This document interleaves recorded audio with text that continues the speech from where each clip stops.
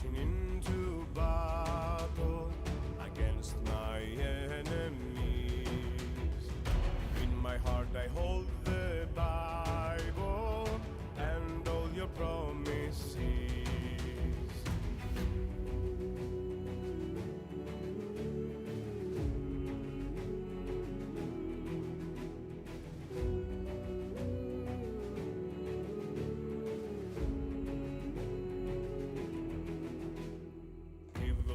Disappear, taken by your mighty flame. The enemy dread and fear when I invoke your name. You shut the mouth of lions, set Paul and Silas free. As David beat Goliath, you always win for me.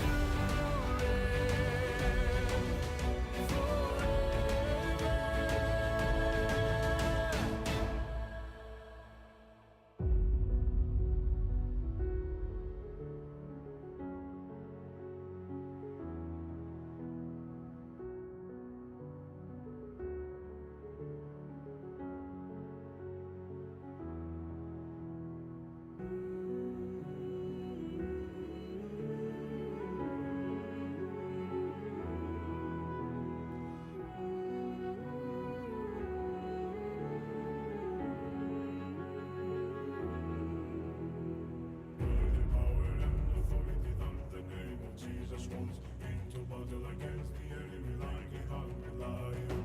I will not be afraid, nothing is wrong. The Son of Almighty God, I will exalt your name, Jesus Christ, Jesus Christ. By the power and authority that the name of Jesus comes, into battle against the enemy like a hungry lion. I will not be afraid, nothing is wrong. The Son of Almighty God, I will exalt your name, Jesus Christ, Jesus Christ. By the power and authority that the name of Jesus comes, into battle against the enemy like a hungry lion. I will not be afraid, nothing is wrong. The Son of Almighty God, I will exalt your name, Jesus Christ, Jesus Christ.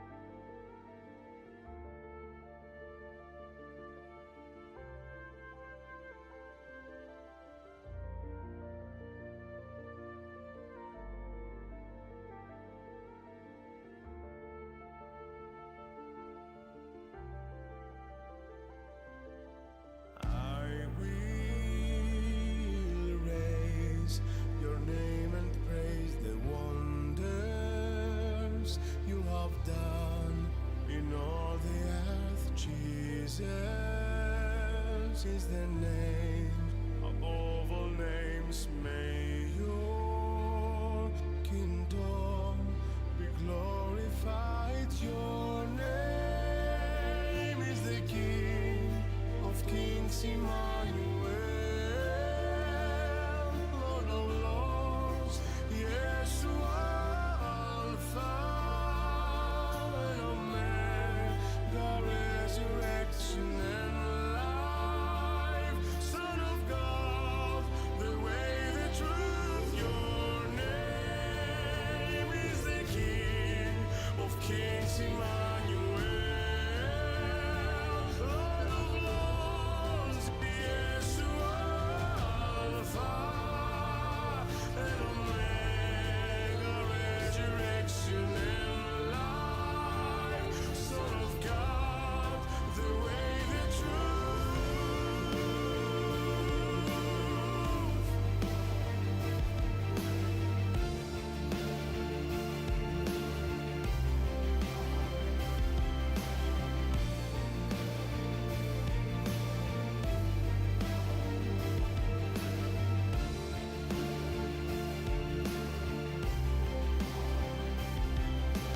Your name is the King of Kings, Emmanuel, Lord of Lords, Yeshua, Alpha and Omega, resurrection and life, Son of God, King Jesus.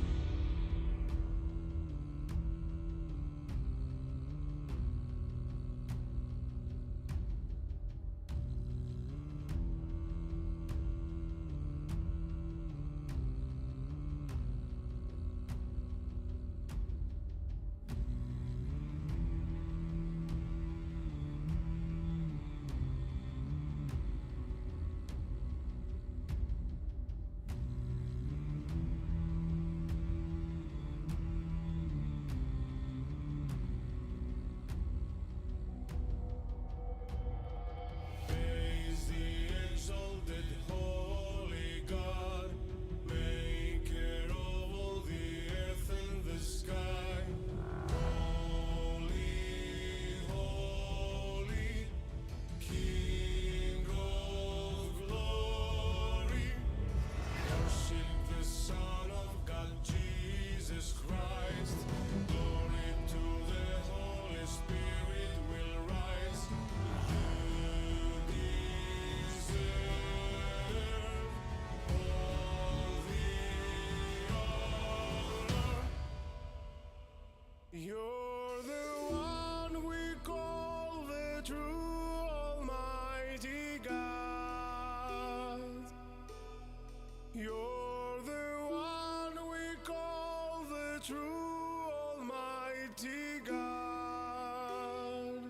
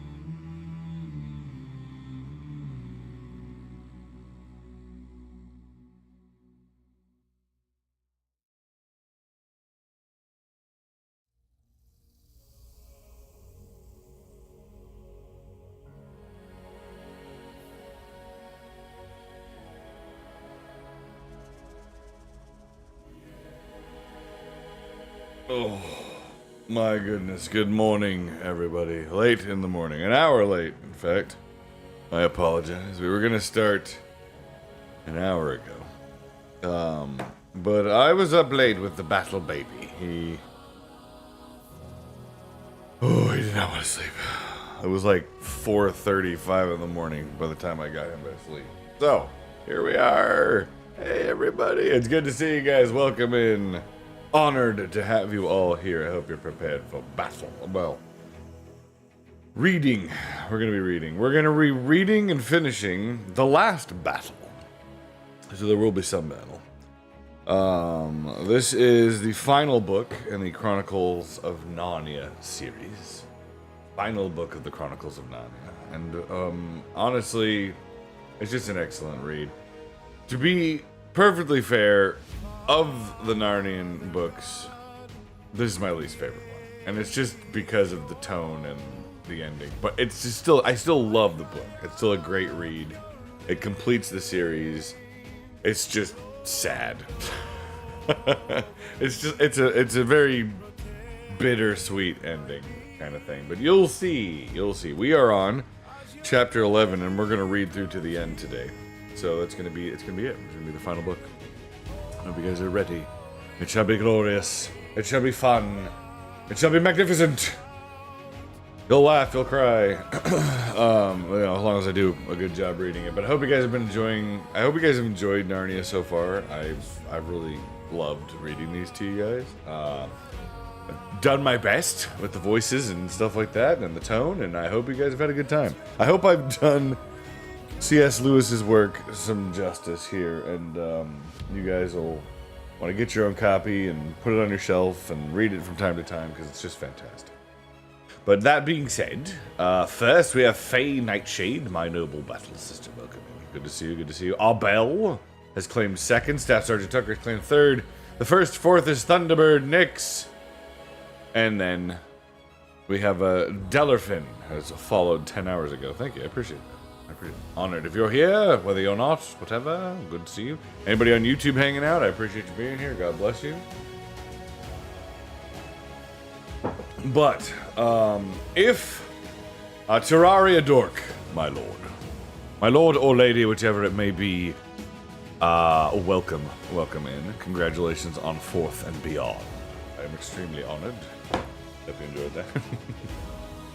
Oh man, if you guys weren't aware, we've also got a YouTube channel, so if you've missed any of the readings and you were like, darn, I really wanted to hear this book, or I really wanted to hear the earlier part of this particular story you're on, don't worry, I've posted them on the VODs have been saving out to YouTube, and I'm going to edit them up and post them cut down on the other YouTube. So we're streaming to the Rico is Rico gaming channel, and then the actual edited VODs for reading, voice acting, is going to be on just the Rico is Rico. So you guys can go check that one out.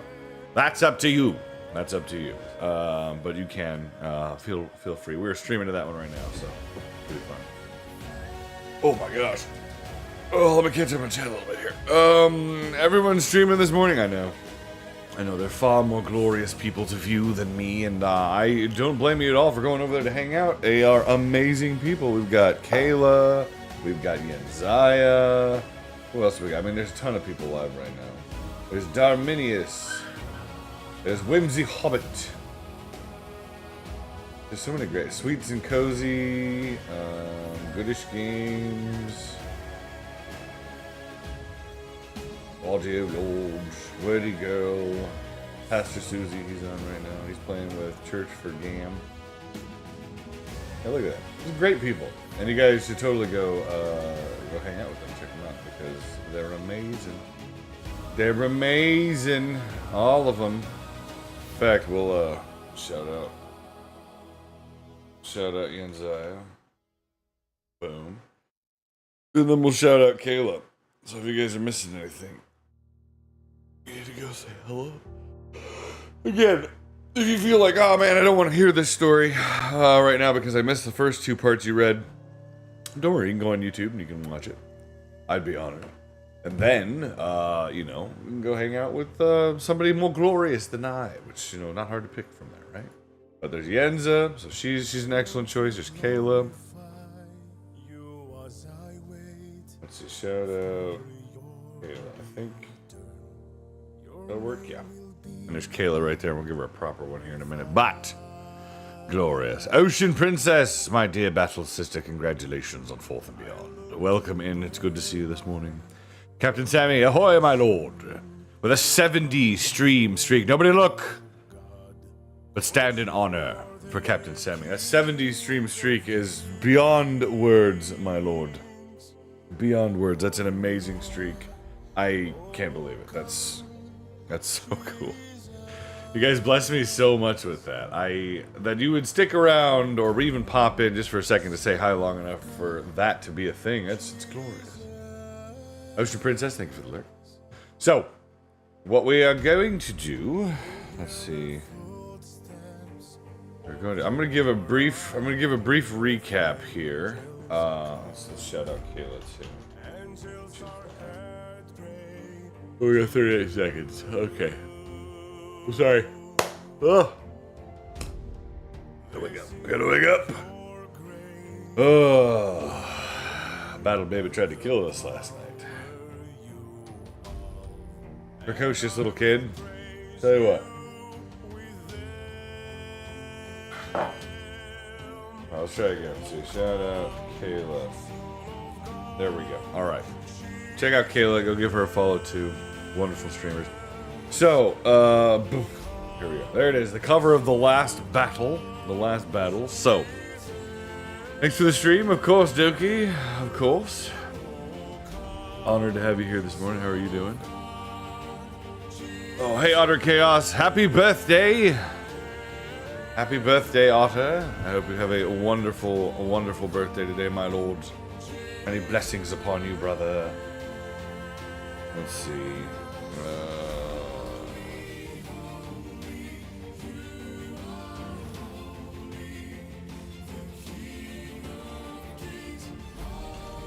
Make sure we get that in there. There we go. Okay, so we're going to talk recap. So, in the last battle thus far, we have found that an ape named Shift has come onto the scene. He lived in Lantern Wastes, and he used he manipulated his friend, a donkey named Puzzle, into wearing a skin of a lion that they found. To do so, he made Puzzle pretend to be Aslan, and has thus confused and extorted his way into a bit of power, essentially conquering, with the help of the Calormans from the south, Narnia. Cair Paravel has fallen. It has been everyone in the castle has been killed by the Calormans, and the Calormans have taken the city of Cair Paravel. The reinforcements that the king, the last king of Narnia, was hoping would come, did not arrive. He had sent a centaur named Moonwit to go ask for help from Cair Paravel, but Moonwit was killed on his way there. Raven came by and told them all this.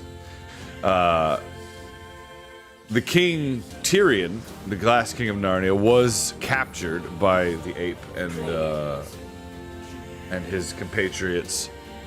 But Eustace and Jill were called from another world. Eustace and Jill were called from another world, and they came to help him. So they cut his bonds, set him free, and helped him escape along with his unicorn. And they even freed Puzzle, who was stuck, or who was being used as a prop for the apes. Show to control everybody. Well, they were going to reveal the truth and show Puzzle for what he was, to be like, oh well, see, it's all good. But then the ape and his evil friends manipulated the situation to where now they can't do that.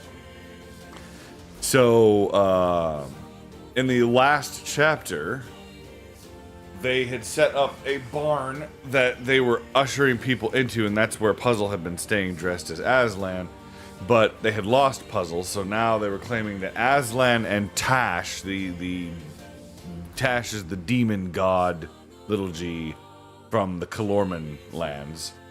They witnessed Tash arrive, by the way. He showed up flying through the sky and then entered Narnia, which is a terrifying thing.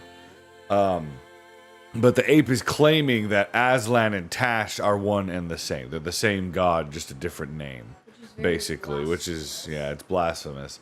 But they've set up a trap. They said, oh, well, Aslan's not coming out of the barn anymore, or Tashlan, as they call him, is not coming out of the barn anymore. He's just...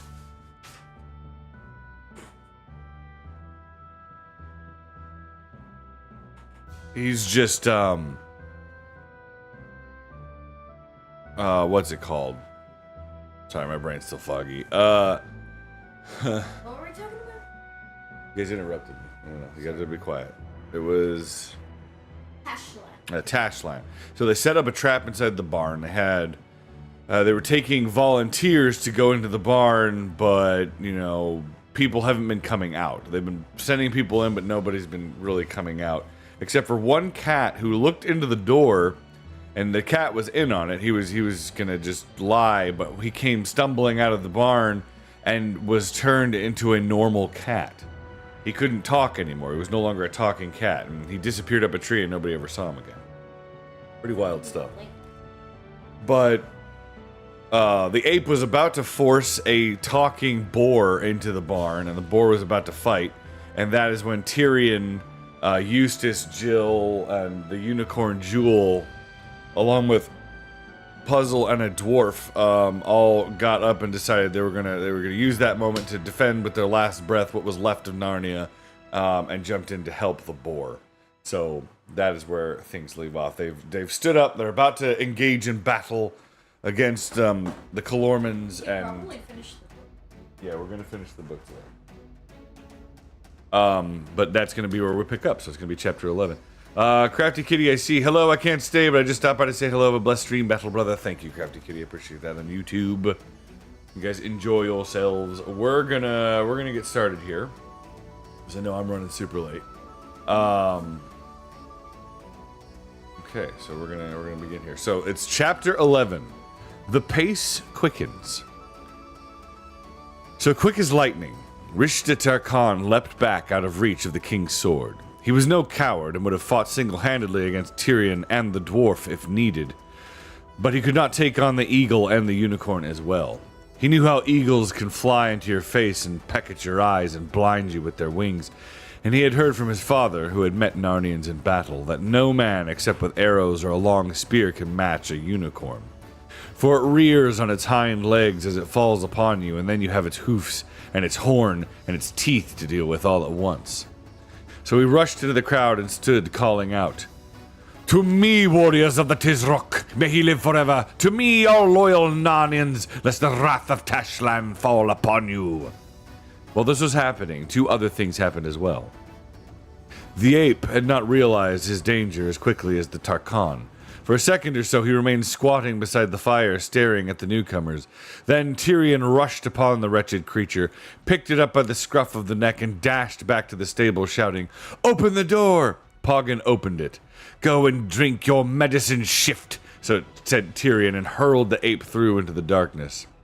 But as the dwarf banged the door shut again, a blinding greenish-blue light shone out from the inside of the stable. The earth shook, and there was a strange noise, a clucking and screaming as if it was the hoarse voice of some monstrous bird. The beasts moaned and howled and called out, "Tashlan, hide us from him!" And many fell down, and many hid their faces in their wings or paws. No one except Farsight the eagle, who has the best eyes of all living things, noticed the face of Rishta Tarkhan at that moment. And from what Farsight saw, there he knew at once that Rishta was just as surprised and nearly frightened as everyone else. "There goes one," thought Farsight, "who has called on gods he does not believe in. How will it be with him if they have really come?" The third thing, which also happened at the same moment, was the only really beautiful thing that night. Every single talking dog in the whole meeting, there were 15 of them, came bounding and barking joyously to the king's side. They were mostly great big dogs with thick shoulders and heavy jaws.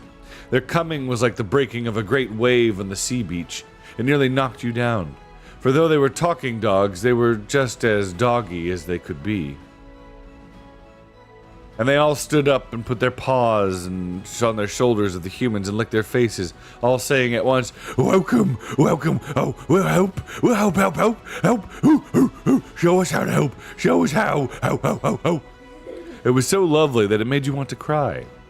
This, at last, was the sort of thing they had been hoping for, and when a moment later, several little animals, mice and moles and a squirrel or so, came pattering up, squealing with joy and saying, see, we're here," and when after that the bear and the boar came too, Eustace began to feel that perhaps, after all, everything might be going to come right.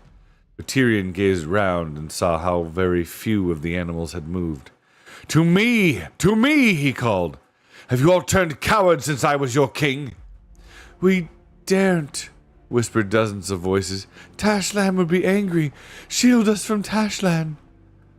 "Where are all the talking horses?" asked Tyrion. We've seen, squealed the mice. "The ape has made them work. They're all tied down at the bottom of the hill." "Then all of you little ones," said Tyrion, "you nibblers and gnawers and nutcrackers, away with you as fast as you can scamper, and see if the horses are on our side. And if they are, get your teeth into the ropes and gnaw till the horses are free, and bring them hither." "With all goodwill, sire," came the small voices, and with a whisk of tails, those sharp-eyed and sharp-toothed folk were off. Tyrion smiled for mere love as he saw them go, but it was already time to be thinking of other things. Rishta Tarkhan was giving his orders. "Forward," he said. "Take all of them alive if you can and hurl them into the stable or drive them into it. When they are all in, we will put fire to it and make them an offering to the great god Tash." "Ha!" said Farsight to himself. "So that is how he hopes to win Tash's pardon for his unbelief."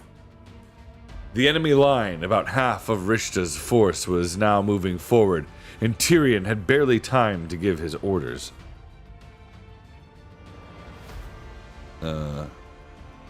"Out on the left, Jill, and try to shoot all you may before they reach us. Boar and Bear next to her, Poggin on my left, Eustace on my right. Hold the right wing, Jewel. Stand by him, Puzzle, and use your hoofs. Hover and strike, Farsight. You dogs just behind us. Go in among them, and the sword play has begun. Aslan, to our aid." Eustace stood with his heart beating terribly, hoping and hoping that he would be brave. He had never seen anything, though he had seen both a dragon and a sea serpent, that made his blood run so cold as that line of dark-faced, bright-eyed men. There were 15 Calormans, a talking bull of Narnia, Slinky the fox, and Raggle the satyr. Then he heard twang and zip on his left, and one Calorman fell. Then twang and zip again, and the satyr was down. "Well done, daughter," came Tyrion's voice, and then the enemy were upon them. Eustace could never remember what happened in the next 2 minutes. It was all like a dream, the sort you have when your temperature is over 100, until he heard Rishta Tarkhan's voice calling out from the distance. "Retire, back hither and reform!"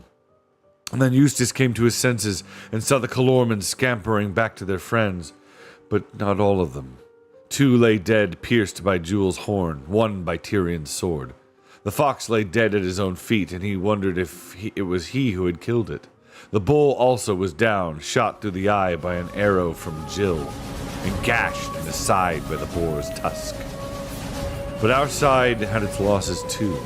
3 dogs were killed, and a 4th was hobbling behind the line on 3 legs and whimpering. The bear lay on the ground, moving feebly, and it mumbled in its throaty voice, bewildered to the last. I don't understand," laid its big head down on the grass, and quietly as a child going to sleep, and never moved again. We'll pause here. Hello, Whimsy Hobbit. Welcome in, Battle Sister. How are you today? Good morning! Good morning. Guys, make sure you follow Whimsy Hobbit. She's a whimsically darling Battle Sister in Christ, and very worthy of your time. You should go over there and give her a follow. How are you doing? What were you streaming? I appreciate you being here. Those of you entering for the first time, I am the Ricoist Rico, Primarch and battle brother of the Heavenly Legion in service to the true immortal Emperor Jesus Christ. And of course you, and I'm honored to have you guys here. We are reading The Last Battle, the final book of the Chronicles of Narnia series. We've gone through all the rest of them, and this is the final one, and this one's rough. If you haven't heard it before, this one's rough. We are on chapter 11, so we are going to finish the book today. So if you need to raid and run Hobbit, I completely understand. Just have yourself a good morning. But if not, just sit back, relax, and enjoy. And thank you for bringing your community here. How are you doing today? I love the reading. How goes it? It's going well. It's going well. This is a rough part. This is the actual last battle, and it's tough to hear. It's tough to hear. So, but I'm gonna keep going. I'm gonna keep going right here. So we are, let's see, we'll backtrack a little bit. Yeah, then Eustace came to his senses and saw the Calormen scampering back to their friends, but not all of them. 2 lay dead, pierced by Jewel's horn, 1 by Tyrion's sword. The fox lay dead at his own feet, and he wondered if it was he who had killed it. The bull also was down, shot through the eye by an arrow from Jill, and gashed in his side by the boar's tusk. But our side had its losses too. 3 dogs were killed, and a 4th was hobbling behind the line on 3 legs and whimpering. The bear lay on the ground, moving feebly. Then it mumbled in its throaty voice, bewildered to the last. I don't understand. It laid its big head on the grass as quietly as a child going to sleep, and never moved again. In fact, the first attack had failed. Eustace didn't seem able to be glad about it. He was so terribly thirsty, and his arm ached so. As the defeated Calormens went back to their commander, the dwarfs began jeering at them. Had enough, darkies, they yelled. Don't you like it? What, doesn't your great Tarkhan go and fight himself instead of sending you to be killed, poor darkies? Dwarfs, cried Tyrion, come here and use your swords, not your tongues. There is still time. Dwarfs of Narnia, you can fight well, I know. Come back to your allegiance. Gah, sneered the dwarfs. Not likely. You're just as big humbugs as the other lot. We don't want any kings. The dwarfs are for the dwarfs. Boo! Then the drum began. Not a dwarf drum this time, but a big bull's hide Calormen drum. The children from the very first hated the sound. Boom, boom, ba-boom, boom it went. But they would have hated it far worse if they had known what it meant. Tyrion did. It meant that there were other Calormen troops somewhere near, and that Rishta Tarkhan was calling them to his aid. Tyrion and Jewel looked at one another sadly. They had just begun to hope that they might win that night, but it would be all over with them if new enemies appeared. Tyrion gazed despairingly round. Several Narnians were standing with the Calormens, whether through treachery or an honest fear of Tashlan. Others were still sitting, staring, not likely to join either side. But there were fewer animals now. The crowd was much smaller. Clearly, several of them had just crept quietly away during the fighting. Boom, boom, boom, ba-boom went the horrible drum. Then another sound began to mix with it. Listen, said Jewel, and then look, said Farsight. A moment later, there was no doubt what it was. A thunder of hoofs with tossing heads, widened nostrils, and waving manes. Over a score of talking horses of Narnia came charging up the hill. The Gnars and Nibblers had done their work. Poggin the dwarf and the children opened their mouths to cheer, but that cheer never came. Suddenly the air was full of the sound of twanging bowstrings and hissing arrows. It was the dwarfs who were shooting. And for a moment Jill could hardly believe her eyes. They were shooting the horses. Dwarfs are deadly archers. Horse after horse rolled over. Not one of those noble beasts ever reached the king. Little swine! Shrieked Eustace, dancing in his rage. Dirty, filthy, treacherous little brutes! Even Jewel said, Shall I run after those dwarves, sire, and spit them 10 of them on my horn at each plunge? But Tyrion, with his face as stern as stone, said, Stand fast, Jewel. If we must weep, sweetheart. This was to Jill. Turn your face aside and see you wet not your bowstring. And peace, Eustace. Do not scold like a kitchen girl. No warrior scolds. Courteous words or else hard knocks are his only language. But the dwarfs jeered back at Eustace.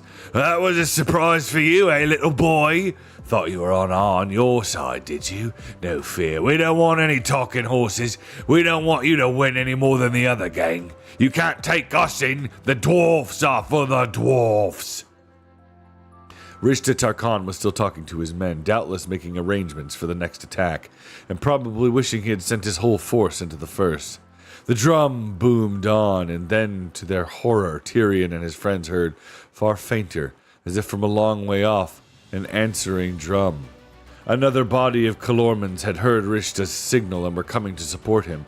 You would not have known from Tyrion's face that he had now given up all hope. Listen, he whispered in a matter-of-fact voice.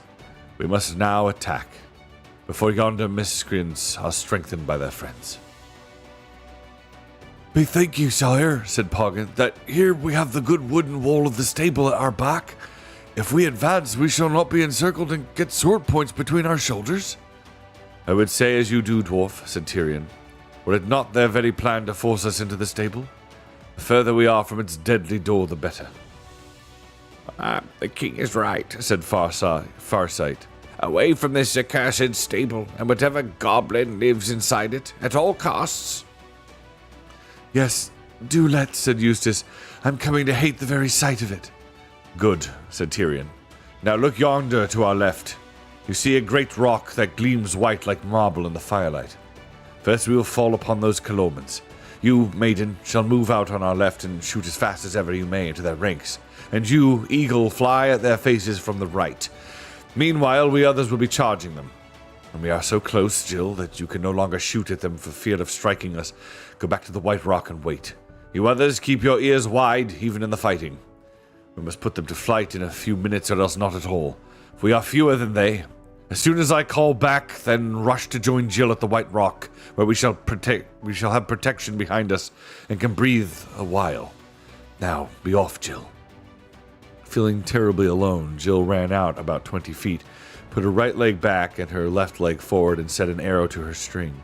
She wished her hands were not shaking so. Oh, that's a rotten shot, she said as her first arrow sped toward the enemy and flew over their heads. But she had another on the string next moment. She knew that speed was what mattered. She saw something big and black darting into the faces of the Calormans. That was Farsight. First one man and then another dropped his sword and put up both his hands to defend his eyes. Then one of her arrows hit a man, and another hit a Narnian wolf who had, it seemed, joined the enemy. But she had been shooting only for a few seconds when she had to stop. With a flash of swords and of the boar's tusks and Jewel's horn, and with deep baying from the dogs, Tyrion and his party were rushing on their enemies, like men in a 100 yards race. Jill was astonished to see how unprepared the Calormans seemed to be. She did not realize that this was the result of her work and the eagles. Very few troops can keep on looking steadily to the front if they are getting arrows in their faces from one side and being pecked by an eagle on the other. Oh, well done, shouted Jill. The king's party were cutting their way right into the enemy. The unicorn was tossing men as you toss hay on a fork.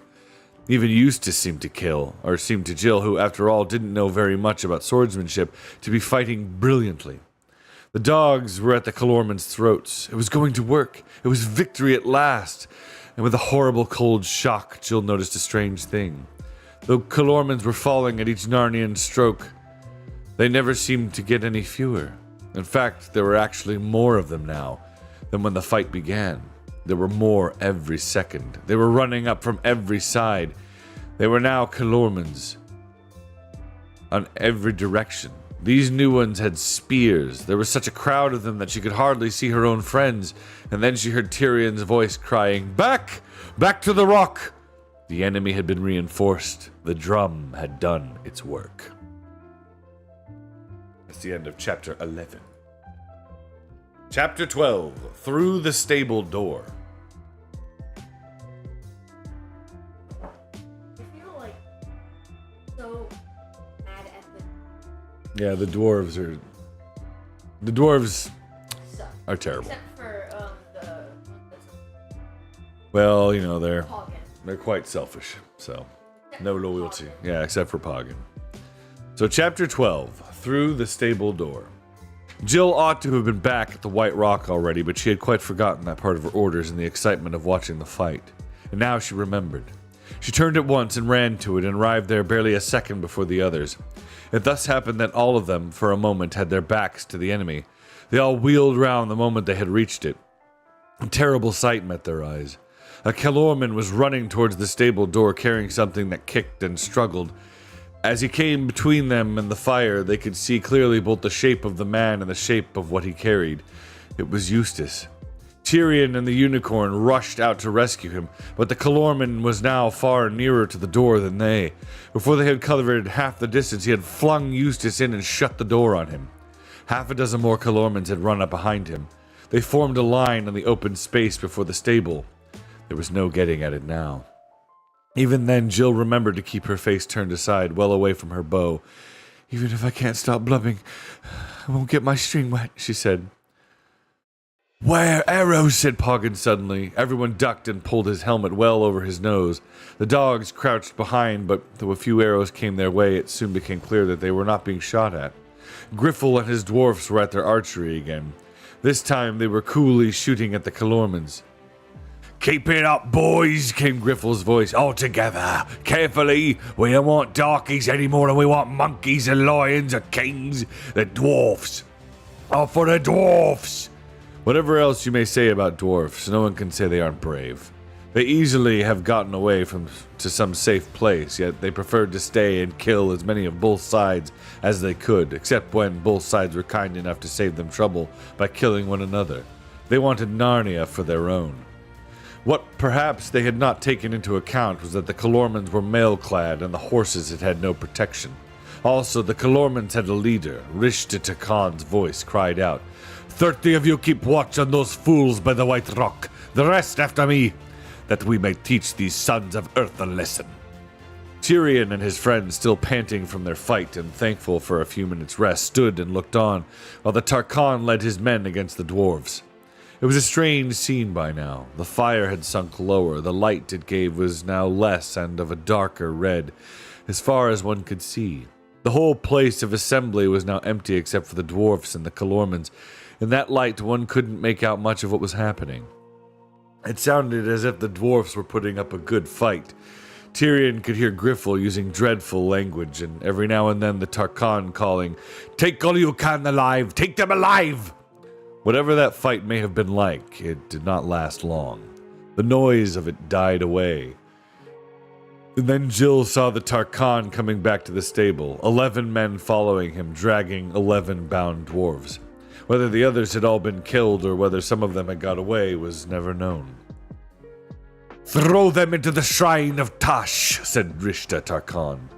And when the 11 dwarves, one after the other, had been flung or kicked into that dark doorway, and the door had been shut again, he bowed low to the stable and said, "These are all for thy burnt offering, Lord Tash." And all the Kelormans banged the flats of their swords on their shields and shouted, "Tash! Tash! The great god Tash! Inexorable Tash!" There was no nonsense about Tashland now. The little party by the White Rock watched these doings and whispered to one another. They had found a trickle of water coming down the rock and all had drunk eagerly. Jill and Poggin and the king in their hands, while the 4-footed ones lapped from the little pool which had made at the foot of the stone.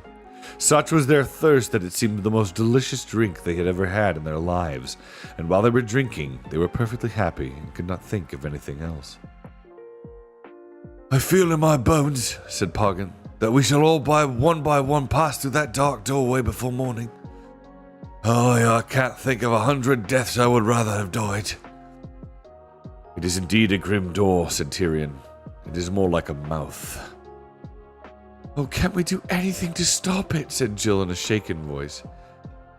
"Nay, fair friend," said Jewel, nosing her gently. "It may be for us the door to Aslan's country, and we shall sup at his table tonight." Rishta Tarkan turned his back on the stable and walked slowly to a place in front of the White Rock. "Hearken," he said, "if the boar and the dogs and the unicorn will come over to me and put themselves in my mercy, their lives shall be spared. The boar shall be to a cage in the Tisrock's garden, The dogs to the Tisrock's kennels, and the unicorn, when I have sawn his horn off, shall draw a card.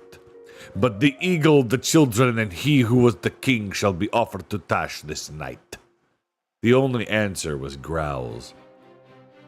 Get on, warriors, said the Tarkhan. Kill the beast, but take the two-legged ones alive. Then the last battle of the last king of Narnia began. What made it hopeless, even apart from the numbers of the enemy, was the spears. The Calormans, who had been with the ape almost from the beginning, had had no spears, but that was because they had come into Narnia by ones and twos, pretending to be peaceful merchants. And of course they had carried no spears, for a spear is not a thing you can hide. The new ones must have come in later, after the ape was already strong and they could march openly. The spears made all the difference. With a long spear you can kill a boar before you are in reach of his tusks, and a unicorn before you are in reach of his horn. You are very quick and keep your head, and now the leveled spears were closing in on Tyrion and his last friends. Next minute they were all fighting for their lives. In a way, it wasn't quite so bad as you might think. And you are using every muscle to the full, ducking under a spear point here, leaping over it there, lunging forward, drawing back, wheeling round. You haven't much time to feel either frightened or sad. Tyrion knew he could do nothing for the others now. They were all doomed together. He vaguely saw the boar go down on one side of him, and Jewel fighting furiously on the other. Out of the corner of one eye he saw, but only just saw, a big Calorman pulling Jill away somewhere by her hair. But he hardly thought about any of these things. His only thought now was to sell his life as dearly as he could. The worst of it was that he couldn't keep to the position in which he had started. Under the White Rock, a man who is fighting a dozen enemies at once must take his chances wherever he can. Must dart in wherever he sees an enemy's breast or neck unguarded.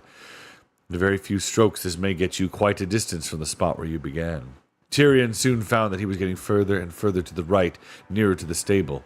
He had a vague idea in his mind that there was some good reason for keeping away from it, but he couldn't now remember what the reason was, and anyway, he couldn't help it. All at once, everything came quite clear. He found he was fighting the Tarkhan himself. The bonfire, what was left of it, was straight in front. He was in fact fighting in the very doorway of the stable, for it had been opened and two Calormans were holding the door, ready to slam it shut the moment he was inside. He remembered everything now, and he realized that the enemy had been edging him to the stable on purpose ever since the fight began, and while he was thinking this, he was still fighting the Tarkhan as hard as he could. A new idea came into Tyrion's head. He dropped his sword, darted forward and under the sweep of the Tarkhan's scimitar, seized his enemy by the belt with both hands, and jumped back into the stable shouting, "Come in and meet your Tash yourself!" There was a deafening noise as when the ape had been flung in. The earth shook and there was a blinding light. The Calorman soldiers outside screamed, "Tash! Tash!" and banged the door. If Tash wanted their own captain, Tash must have him. They, at any rate, did not want to meet Tash. For a moment or two, Tyrion did not know where he was or even who he was. Then he steadied himself, blinked, and looked round. It was not dark inside the stable as he had expected. He was in a strong light, that was why he was blinking. He turned to look at Rishta Tarkhan, but Rishta was not looking at him. Rishta gave a great wail and pointed. Then he put his hands before his face and fell flat, face downward on the ground. Tyrion looked in the direction where the Tarkhan had pointed, and then he understood. A terrible figure was coming towards them. It was far smaller than the shape they had seen from the tower, though still much bigger than a man, and it was the same. It had a vulture's head and 4 arms. Its beak was open and its eyes blazed. A croaking voice came from its beak. "Thou hast called me into Narnia, Rishta Tarkhan. Here I am. What hast thou to say?" But the Tarkhan neither lifted his face from the ground nor said a word. He was shaking like a man with a bad hiccup. He was brave enough in battle, but half his courage had left him earlier that night when he first began to suspect that there might be a real Tash. The rest of it had left him now. With a sudden jerk, like a hen stooping to pick up a worm, Tash pounced on the miserable Rishta and tucked him under the upper of his 2 right arms. Then Tash turned his head sideways to fix Tyrion with one of his terrible eyes, for of course, having a bird's head, he couldn't look at you straight. But immediately, from behind Tash, strong and calm as the summer sea, a voice said, "Begone, monster, and take your lawful prey to your own place. In the name of Aslan and Aslan's great father, the Emperor over the sea." The hideous creature vanished with the Tarkhan still under his arm, and Tyrion turned to see who had spoken. And what he saw then set his heart beating as if it had never beaten any fight. 7 kings and queens stood before him, all with crowns on their heads and all in glittering clothes, but the kings wore fine mail as well as had their swords drawn in their hands. Tyrion bowed courteously and was about to speak when the youngest of the queens laughed. He stared hard at her face and then gasped in amazement, for he knew her. It was Jill, but not Jill as he had last seen her. With her face all dirt and tears and an old drill dress half slipping off one shoulder, now she looked cool and fresh as if she had just come from bathing. And at first he thought she looked older, but then didn't, and he could never make up his mind on that point. And then he saw that the youngest of the kings was Eustace, but he also was changed as Jill was changed. Tyrion suddenly felt awkward about coming among these people with the blood and dust and sweat of a battle still on him. Next moment he realized that he was not in that state at all. He was fresh and cool and clean, and dressed in such clothes that he would have worn for a great feast at Cair Paravel. But in Narnia, your good clothes were never your uncomfortable ones. They knew how to make things that felt beautiful as well as looking beautiful in Narnia, and there was no such thing as starch or flannel or elastic to be found from one end of the country to the other. "Sire," said Jill, coming forward and making a beautiful curtsy, "let me make you known to Peter the High King over all kings in Narnia." Tyrion had no need to ask which was the High King, for he remembered his face, though here it was far nobler, from his dream. He stepped forward, sank on one knee, and kissed Peter's hand. "High King," he said, "you are welcome to me." And the High King raised him and kissed him on both cheeks, as a High King should. Then he led him to the eldest of the queens, but even she was not old, and there was no gray hairs on her head and no wrinkles on her cheek, and said, "Sir, this is that Lady Polly who came into Narnia on the first day, when Aslan made the trees grow and the beasts talk." He brought him next to a man whose golden beard flowed over his breast and whose face was full of wisdom. "And this," he said, "is the Lord Diggory, who was with her on that day. And this is my brother, King Edmund, and this is my sister, the Queen Lucy." "Sir," said Tyrion, when he had greeted all these, "if I have ever read the chronicle right, there should be another. Has not your majesty 2 sisters? Where is Queen Susan?" My sister Susan," answered Peter shortly and gravely, "is no longer a friend of Narnia." "Yes," said Eustace, "and whenever you've tried to get her to come and talk about Narnia or do anything about Narnia, she says, 'What wonderful memories you have. Fancy you're still thinking about all those funny games we used to play when we were children.'" "Oh, Susan," said Jill, "she's interested in nothing nowadays except nylons and lipstick and invitations. She always was a jolly sight too keen on being grown up." "Grown up, indeed," said Lady Polly. "I wish she would grow up. She wasted all her school time wanting to be the age she is now, and she'll waste all the rest of her life trying to stay that age. Her whole idea is to race on to the silliest time of one's life as quick as she can, and then stop there as long as she can." "Well, let's talk about that now," said Peter. "Look, here are lovely fruit trees. Let us taste them." And then for the first time, Tyrion looked about him and realized how very queer this adventure was. Chapter 13. How the dwarves refused to be taken in. Tyrion had thought, or he would have thought if he had time to think at all, that they were inside a little thatched stable about 20 feet long and 6 feet wide. In reality, they stood on grass. The deep blue sky was overhead, and the air which blew gently on their faces was that of a day in early summer. Not far away from them rose a grove of trees, thickly leaved, but under every leaf there peeped out the gold or faint yellow or purple or glowing red of fruits such as no one had ever seen in our world. The fruit made Tyrion feel that it must be autumn, but there was something in the feel of the air that told him it could not be later than June. They all moved towards the trees. Everyone raised his hand to pick the fruit he best liked the look of, and then everyone paused for a second. This fruit was so beautiful that each felt, it can't be meant for me. Surely we're not allowed to pluck it. It's all right, said Peter. I know what we're all thinking, but I'm sure, quite sure, we needn't. I have a feeling we've got to this country where everything is allowed. Here goes then, said Eustace, and they all began to eat. What was the fruit like? And unfortunately, no one can describe a taste. All I can say is that compared with those fruits, the freshest grapefruit you've ever eaten was dull, and the juiciest orange was dry, and the most melting pear was hard and woody, and the sweetest wild strawberry was sour. And there were no seeds or stones and no wasps.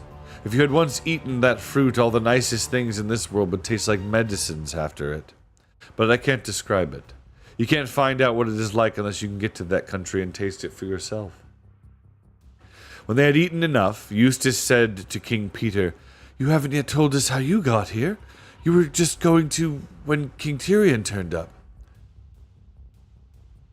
There's not much to tell, said Peter. Edmund and I were standing on the platform and we saw your train coming in.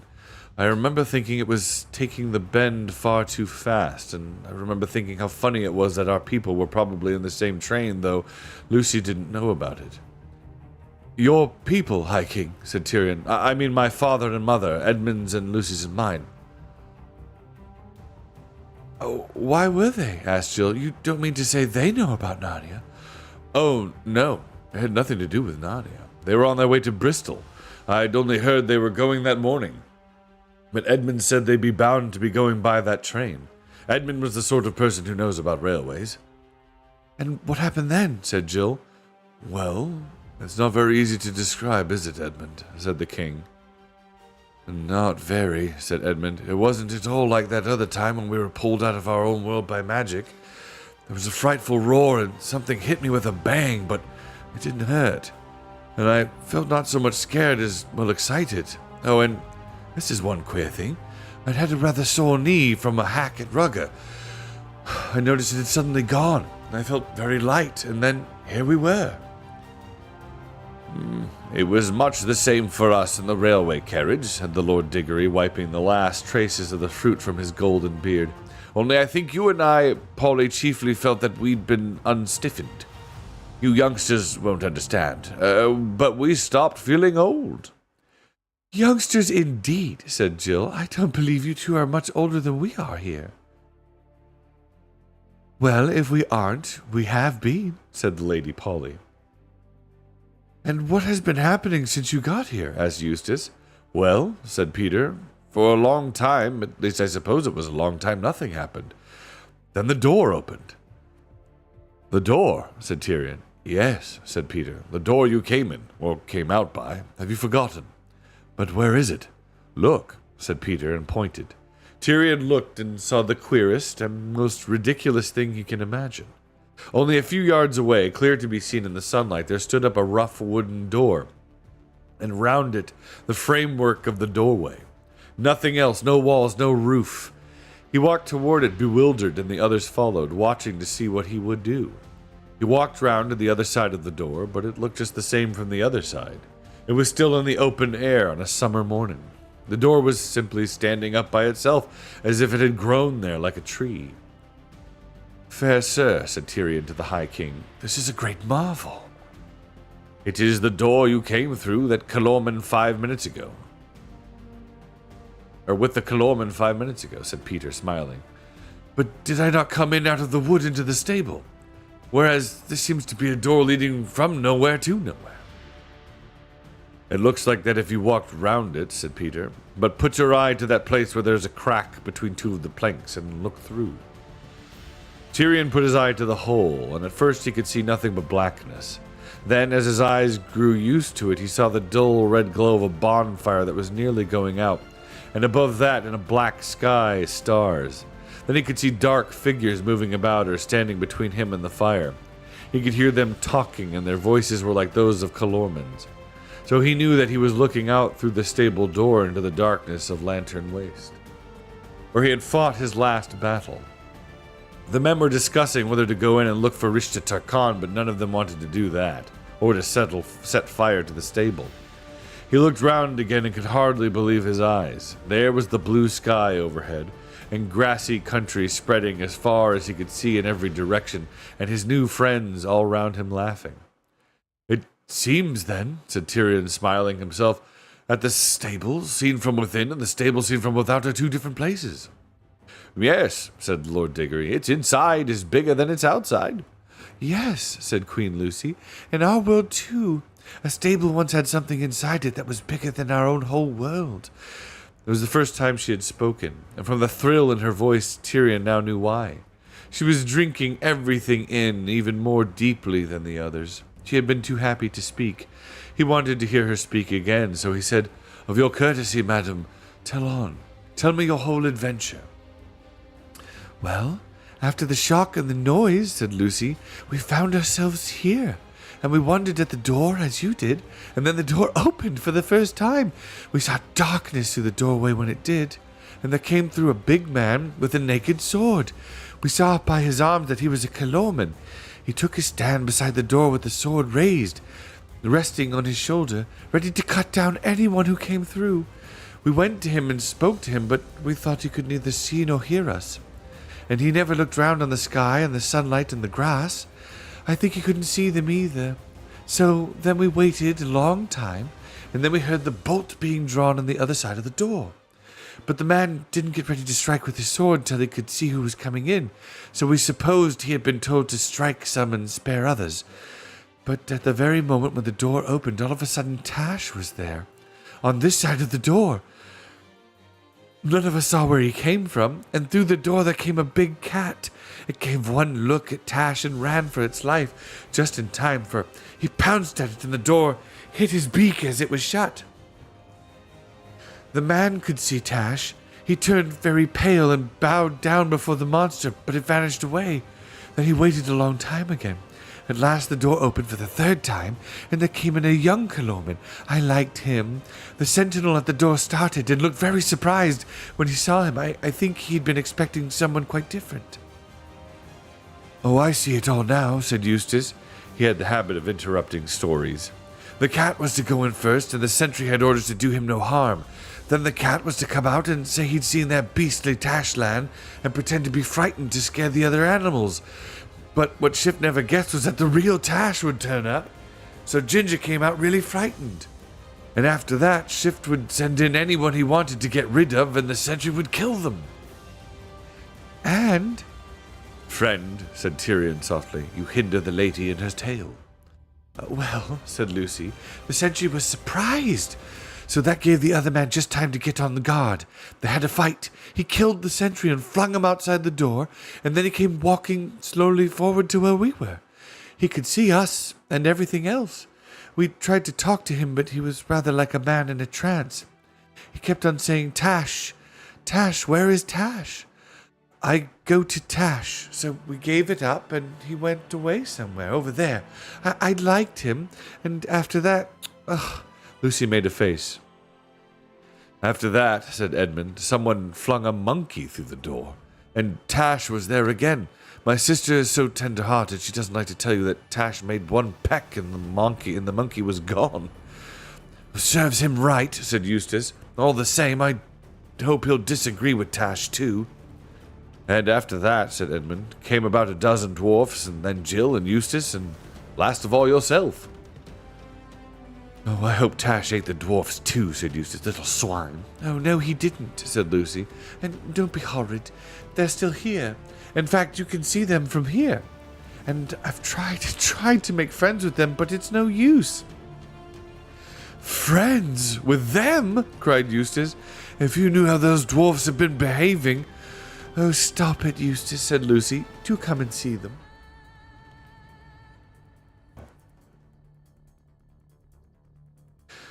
"I can feel no great love for dwarfs today," said Tyrion. "Yet, at your asking, lady, I would do a greater thing than this."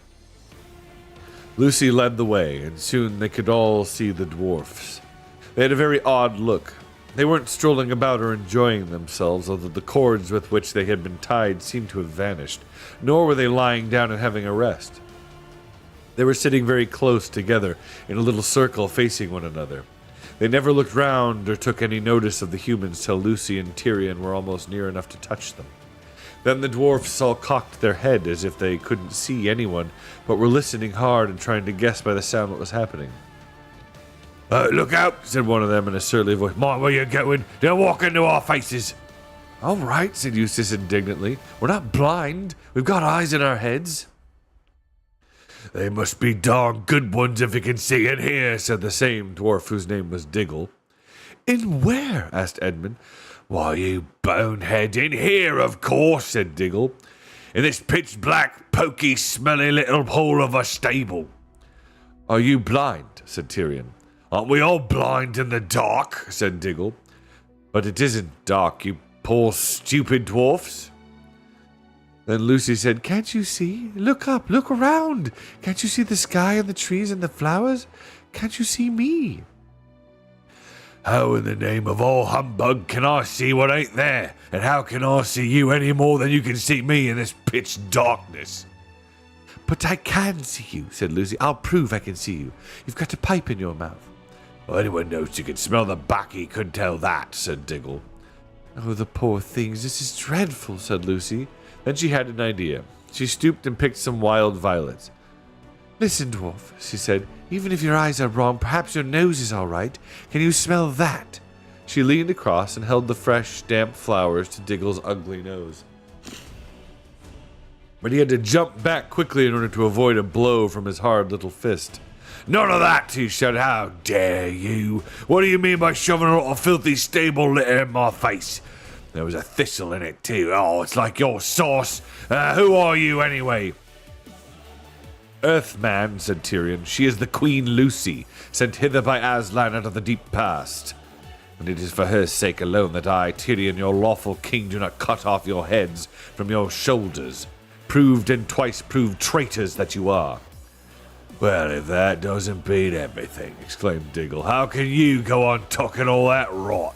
Your wonderful lion didn't come and help you, did he? Thought not. And now, even now, when you've been beaten and shoved into this black hole just the same as the rest of us, you're still at your old game, starting a new lie, trying to make us believe we're none of us shut up, and it ain't dark, and heaven knows what.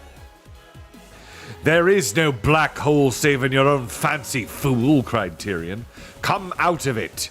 And leaning forward, he caught Diggle by the belt and the hood and swung him right out of the circle of dwarves. But the moment Tyrion put him down, Diggle darted back to his place among the others, rubbing his nose and howling. Ow, ow, ow! What'd you do that for? Banging my face against the wall. You nearly broke my nose. Oh dear, said Lucy. What are we going to do for them? Oh, leave him alone, said Eustace. But as he spoke, the earth trembled. The sweet air grew suddenly sweeter. A brightness flashed behind them. All turned. Tyrion turned last because he was afraid. There stood its heart's desire, huge and real, the golden lion, Aslan himself. And already the others were kneeling in a circle round his forepaws and burying their hands and faces in his mane as he stooped his great head to touch them with his tongue. Then he fixed his eyes upon Tyrion, and Tyrion came near, trembling, and flung himself at the lion's feet. And the lion kissed him and said, Well done, last of the kings of Narnia, who stood firm at the darkest hour. Aslan, said Lucy through her tears, will you do something for these poor dwarfs? Dearest, said Aslan, I will show you both what I can and what I cannot do. He came close to the dwarfs and gave a low growl. Low, but it set all the air shaking. But the dwarfs said to one another, Hear that? That's the gang at the other end of the table trying to frighten us. They do with a machine of some kind. Don't take any notice. They won't take us in again. Aslan raised his head and shook his mane. Instantly, a glorious feast appeared on the dwarf's knees. Pies and tongues and pigeons and trifles and ices. And each dwarf had a goblet of good wine in his right hand, but it wasn't much use. They began eating and drinking greedily enough, but it was clear that they couldn't taste it properly. They thought they were eating and drinking only the sort of things you might find in a stable. One said he was trying to eat hay, and another said he had got a bit of an old turnip, and a third said he'd found a raw cabbage leaf, and they raised golden goblets of rich red wine to their lips and said, "Oh, fancy drinking dirty water out of a trough that a donkey's been at. Never thought we'd come to this." But very soon, every dwarf began suspecting that every other dwarf had found something nicer than he had, and they started grabbing and snatching and went on to quarreling, till in a few minutes there was a free fight, and all the good food was smeared on their faces and clothes or trodden underfoot. But when they at last sat down to nurse their black eyes and their bleeding noses, they all said, "Well, at any rate, there's no humbug here. We haven't let anyone take us in. The dwarfs are for the dwarfs." "You see," said Aslan, "they will not let us help them. They have chosen cunning instead of belief. Their prison is only in their own minds. And yet they are in that prison and so afraid of being taken in that they cannot be taken out. But come, children, I have other work to do." He went to the door and they all followed him. He raised his head and roared, "Now it is time!" And then louder, "Time!" Then so loud that it could have shaken the stars, "Time!" And the door flew open. Chapter 14. Night Falls on Narnia. They all stood beside Aslan on his right side. They looked through the open doorway. The bonfire had gone out. On the earth all was blackness. In fact, you could not have told that you were looking into a wood if you had not seen where the dark shapes of the trees ended and the stars began. But when Aslan had roared yet again, out on their left they saw another black shape. That is, they saw another patch where there were no stars. And the patch rose up higher and higher and became the shape of a man, the hugest of all giants. They all knew Narnia well enough to work out where he must be standing. He must be on the high moorlands that stretched away to the north beyond the river Shribble. Then Jill and Eustace remembered how once long ago, in the deep caves beneath those moors, they had seen a great giant asleep and been told that his name was Father Time, and that he would wake on the day the world ended. "Yes," said Aslan, though they had not spoken. "While he lay dreaming, his name was Time. Now that he is awake, he will have a new one." Then the great giant raised a horn to his mouth. They could see this by the change of the black shape he had made against the stars. After that, quite a bit later, because sound travels so slowly, they heard the sound of the horn, high and terrible, yet of a strange, deadly beauty. Immediately the sky became full of shooting stars. Even one shooting star is a fine thing to see, but these were dozens, and then scores, then hundreds, till it was like silver rain, and it went on, and when it had gone on for some while, one or two of them began to think that there was another dark shape against the sky, as well as the giants. It was in a different place, right overhead, up on the very roof of the sky, as you might call it. "Perhaps it is a cloud," thought Edmund. At any rate, there were no stars there, just blackness. But all around the downpour of stars went on, and then the starless patch began to grow, spreading further and further out from the center of the sky, and presently a quarter of the whole sky was black, and then a half, and at last the rain of shooting stars was going on only low down near the horizon. With a thrill of wonder, and there was some terror in it too, they all suddenly realized what was happening. The spreading blackness was not a cloud at all. It was simply emptiness.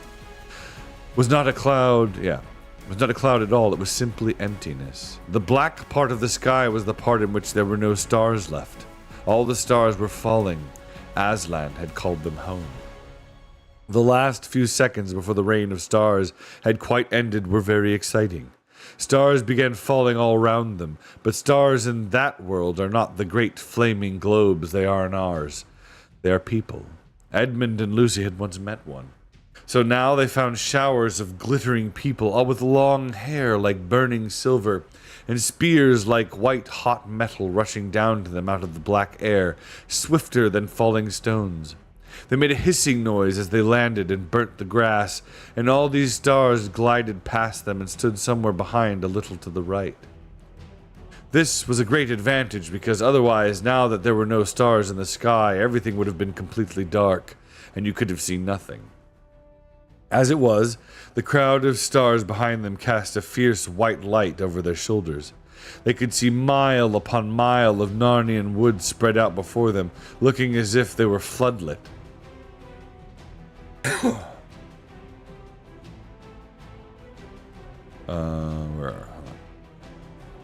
Every bush and almost every blade of grass had its black shadow behind it.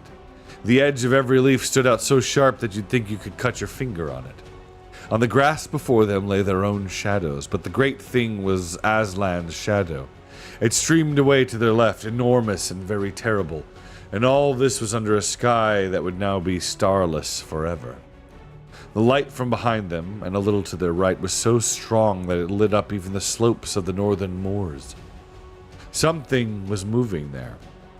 Enormous animals were crawling and sliding down into Narnia. Great dragons and giant lizards and featherless birds with wings like bats' wings. They disappeared into the woods, and for a few minutes there was silence. Then there came, at first, from very far off, sounds of wailing, and then from every direction a rustling and a pattering and a sound of wings. It came nearer and nearer, and soon one could distinguish the scamper of little feet from the padding of big paws and the clack-clack of light little hoofs from the thunder of great ones. And then one could see thousands of pairs of eyes gleaming, and at last, out of the shadow of the trees, racing up the hill for dear life by thousands and by millions, came all kinds of creatures. Talking beasts, dwarfs, satyrs, fauns, giants, calormans, men from Auchenland, monopods, and strange, unearthly things from the remote islands or the unknown western lands. And all these ran up to the doorway where Aslan stood. This part of the adventure was the only one which seemed rather like a dream at the time, and rather hard to remember properly afterwards. Especially, one couldn't say how long it had taken. Sometimes it seemed to have lasted only a few minutes, but at others it felt as if it might have gone on for years. Obviously, unless either the door had grown very much larger or the creatures had suddenly grown as small as gnats, a crowd like that couldn't ever have tried to get through it. But no one thought about that sort of thing at the time. The creatures came rushing on, their eyes brighter and brighter as they drew nearer and nearer to the standing stars. But as they came right up to Aslan, one or other of two things happened to each of them. They all looked straight into his face. I don't think they had any choice about that. And when some looked, the expression of their faces changed terribly. It was fear and hatred, except that on the faces of talking beasts, the fear and hatred lasted only for a fraction of a second. You could see that they suddenly ceased to be talking beasts. They were just ordinary animals.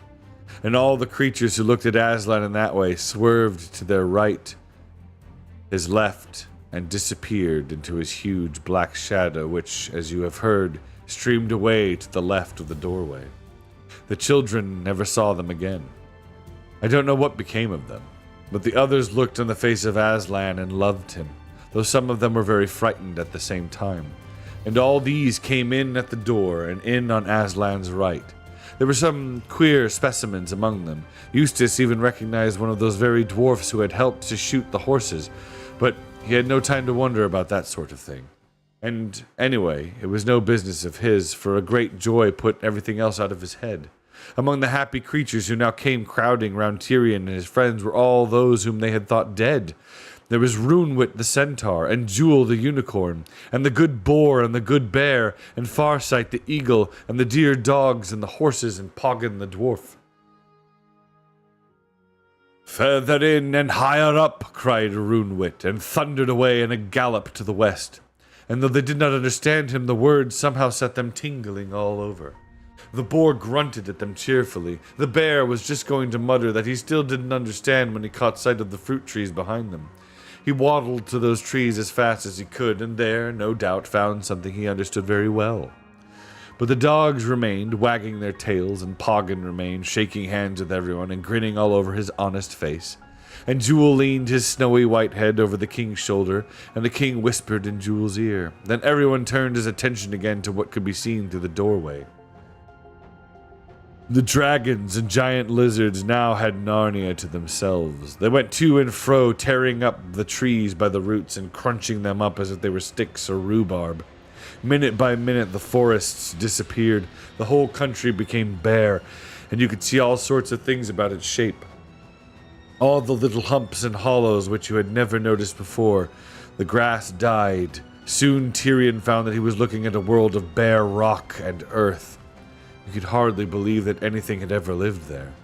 The monsters themselves grew old and lay down and died. Their flesh shriveled up and the bones appeared. Soon they were only huge skeletons that lay here and there on the dead rock, looking as if they had died thousands of years ago. For a long time, everything was still. At last, something white, a long, level line of whiteness that gleamed in the light of the standing stars, came moving towards them from the eastern end of the world. A widespread noise broke the silence, first a murmur, then a rumble, then a roar, and now they could see what it was coming, and how fast it came. It was a foaming wall of water. The sea was rising. In that treeless world, you could see it very well. You could see all the rivers getting wider and the lakes getting larger, and the separate lakes joining into one, and valleys turning into new lakes, and hills turning into islands, and then those islands vanishing. And the high moors to their left and the higher mountains to their right crumbled and slipped down with a roar and splash into the mounting water, and the water came swirling up to the very threshold of the doorway, but never past it, so that the foam splashed about Aslan's 4 feet. All now was level water from where they stood to where the waters met the sky. And out there it began to grow light. A streak of dreary and disastrous dawn spread along the horizon and widened and grew brighter, till in the end they hardly noticed the light of the stars who stood behind them. At last the sun came up, and when it did, the Lord Diggory and the Lady Polly looked at one another and gave a little nod. Those two in a different world had once seen a dying star, and so they knew at once that this sun also was dying. It was 3 times, 20 times as big as it ought to be, and very dark red. As its rays fell upon the great time giant, he turned red too, and in the reflection of that sun, the whole waste of shoreless waters looked like blood. Then the moon came up, quite in her wrong position, very close to the sun, and she also looked red.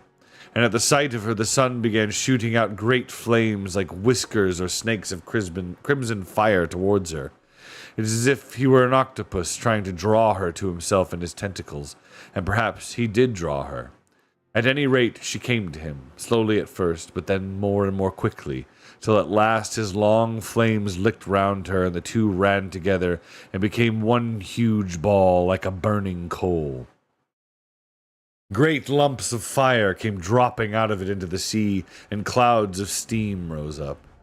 Then Aslan said, "Now make an end." The giant threw his horn into the sea. Then he stretched out one arm, very black it looked, and thousands of miles long across the sky, till his hand reached the sun. He took the sun and squeezed it in his hand as you would squeeze an orange, and instantly there was total darkness. Everyone except Aslan jumped back from the ice-cold air which now blew through the doorway. Its edges were already covered with icicles.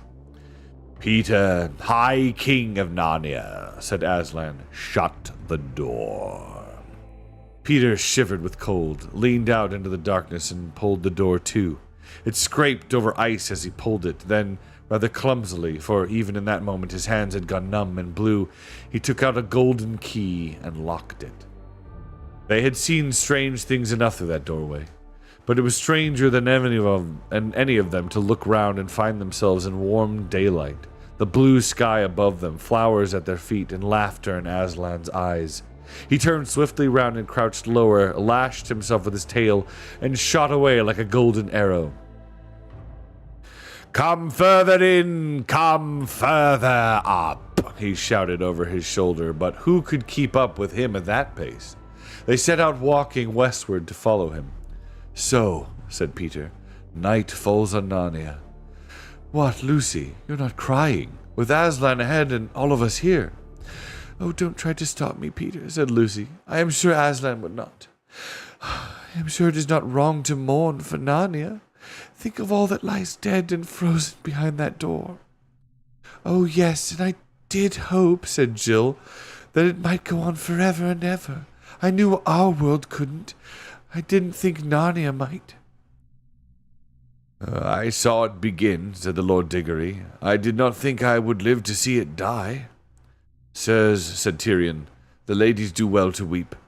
See, I do so myself. I have seen my mother's death. What world but Narnia have I ever known? It were no virtue but great discourtesy if we did not mourn. They walked away from the door and away from the dwarfs who still sat crowded together in their imaginary table. And as they went, they talked to one another about old wars and old peace and ancient kings and all the glories of Narnia. The dogs were still with them. They joined in the conversation, but not very much because they were too busy racing on ahead and racing back and rushing off to sniff at smells in the grass till they made themselves sneeze.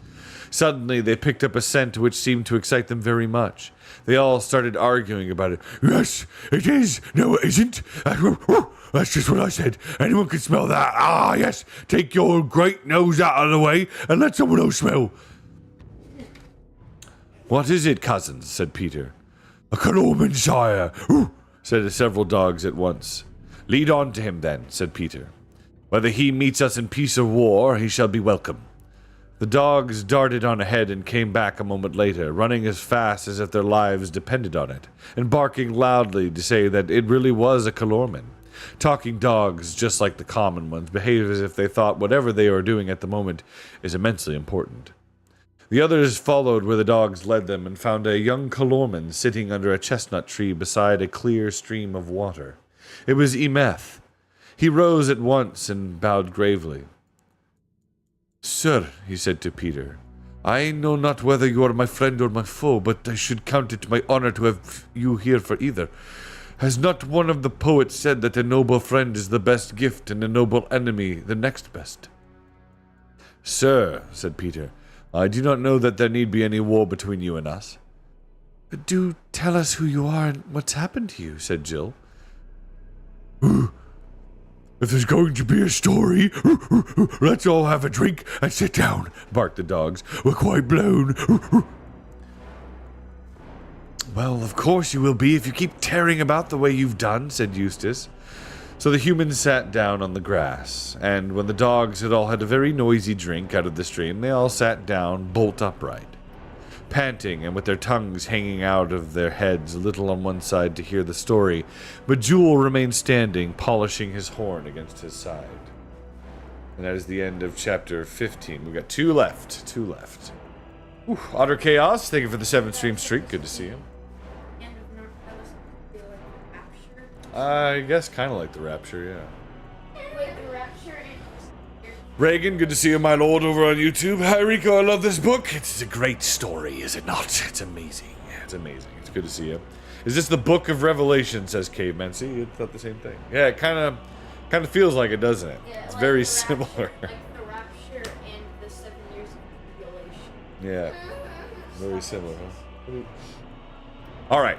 But we're going to keep going. You guys ready? Chapter 15. Further up and further in. Know, O warlike kings, said Emeth, and you, O ladies, whose beauty illuminates the universe, that I am Emeth, the 7th son of Harpatarkan of the city of Tashban. Westward beyond the desert, I came lately into Narnia with 29 others under the command of Rishta Takan. Now, when I first heard that we would march upon Narnia, I rejoiced, for I had heard many things of your land and desired greatly to meet you in battle. But when I found that we were going in disguised as merchants, which is a shameful dress for a warrior and a son of a Takan, and to work by lies and trickery, then my joy departed from me, and most of all when I found we must wait upon a monkey. And when it began to be said that Tash and Aslan were one, then the world became dark in my eyes. For always since I was a boy I have served Tash, and my great desire was to know more of him. if it might be to look upon his face, but the name of Aslan was hateful to me. And as you have seen, we were called together outside the straw-roofed hovel, night after night, and the fire was kindled, and the ape brought forth out of the hovel something upon 4 legs that I could not well see. And the people and the beasts bowed down and did honor to it, but I thought that Tarkan is deceived by the ape, for this thing that comes out of the stable is neither Tash nor any other god. But when I watched the Tarkan's face and marked every word that he said to the monkey, then I changed my mind, for I saw that the Tarkan did not believe in it himself, and then I understood that he did not believe in Tash at all, for if he had, how could he dare mock him? When I understood this, a great rage fell upon me, and I wondered that the true Tash did not strike down the monkey and the Tarkan with fire from heaven. Nevertheless, I hid my anger and my tongue, and waited to see how it would end. But last night, as some of you know, the monkey brought forth the yellow thing, but said that all who desired to look upon Tashland for the same, they mixed the 2 words to pretend that they were all one, must pass one by one into the hovel, and I said to myself, doubtless this is some other deception. But when the cat had followed in, it had come out again in a madness of terror. There I said to myself, surely the true Tash, whom they called on without knowledge or belief, has now come among us, and will avenge himself.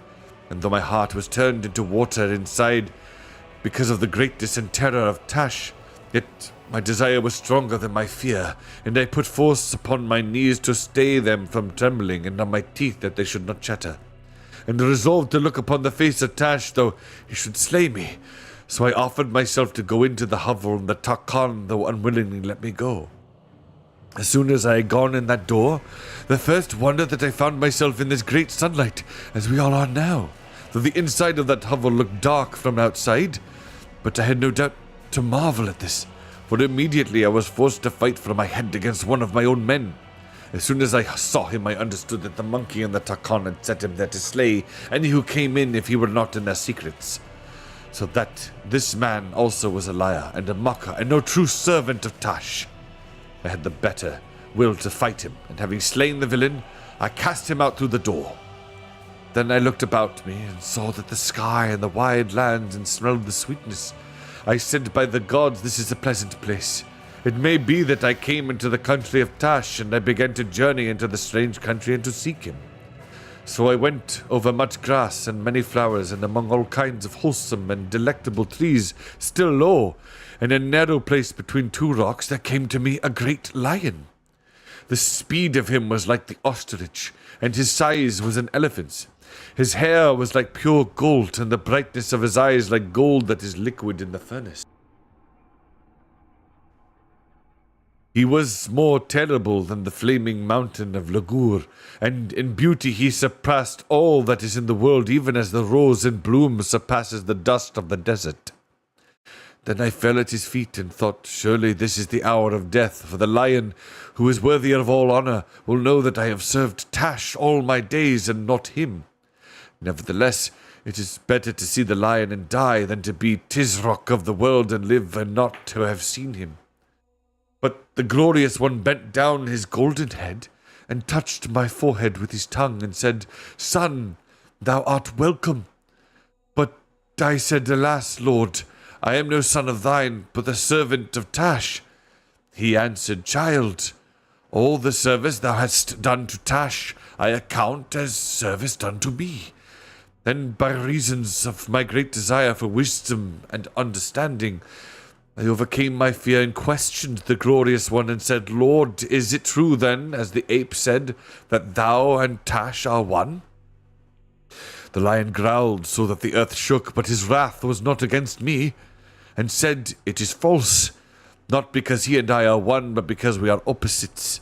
I take to me the service thou hast done to him. For I and he are of such different kind that no service which is vile can be done to me, and none which is not vile can be done to him. Therefore, if any man swear by Tash and keep his oath for the oath's sake, it is by me that he has truly sworn, though he know it not. And it is I who reward him. And if any man do a cruelty in my name, then though he says the name Aslan, it is Tash whom he serves, and by Tash his deed is accepted. Dost thou understand, child? And I said, Lord, thou knowest how much I understand. But I said also, for the truth constrained me, yet I have been seeking Tash all my days.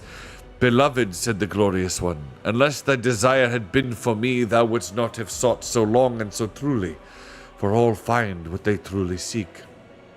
Then he breathed upon me, and took away the trembling from my limbs, and caused me to stand upon my feet. And after that he said not much but what he should meet again, and I should go further up and further in. Then he turned about him in a storm and a flurry of gold, and was gone, and suddenly. And since then, O kings and ladies, I have been wandering to find him, and my happiness is so great that even weakens me like a wound. And this is the marvel of marvels, that he called me beloved, me who am but as a dog. "Eh? What's that?" said one of the dogs. "Sir," said Emeth, "it is but a fashion of speech which we have in Calormen." "Well, I can't say I like that very much," said the dog. "Hey, does it mean any harm?" said an older dog. "After all, we call our puppies boys when they don't behave properly." "Shall we do?" said the first dog. "Oh, girls!" "Shh," said the old dog. "It's not a nice word to use. Remember where you are." "Look," said Jill suddenly.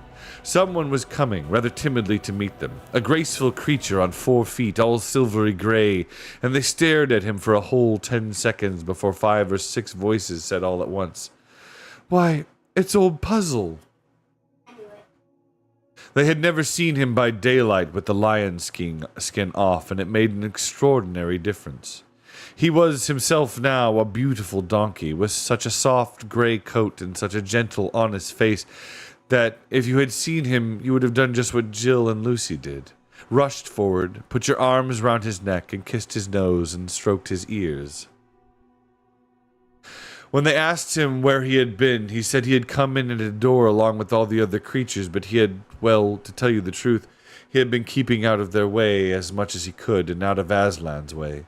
For the sight of the real lion had made him so ashamed of all that nonsense about dressing up in a lion skin that he did not know how to look anyone in the face. But when he saw that all his friends were going away westward, and after he had had a mouthful or so of grass, and I've never tasted such good grass in all my life, said Puzzle, he plucked up his courage and followed. "But what I'll do if I really have to meet Aslan? Oh, I'm sure I don't know," he added. "You'll find it will be all right when you really do," said Queen Lucy. Then they all went forward together, always westward, for that seemed to be the direction Aslan had meant when he cried out. Further up and further in. Many other creatures were slowly moving the same way, but that grassy country was very wide and there was no crowding. It still seemed to be early, and the morning freshness was in the air. They kept on stopping to look round and to look behind them, partly because it was so beautiful, but partly also because there was something about it which they could not understand.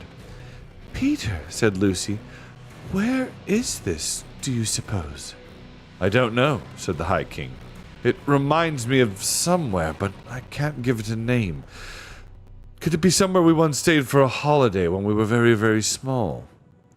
"I would have to have been a jolly good holiday," said Eustace. "I bet there isn't a country like this anywhere in our world. Look at the colors. You couldn't get a blue like the blue on those mountains in our world." "Is it not Aslan's country?" said Tyrion. "Oh, not like Aslan's country on top of that mountain beyond the eastern end of the world," said Jill. "I've been there." "If you ask me," said Edmund, "it's like somewhere in the Narnian world.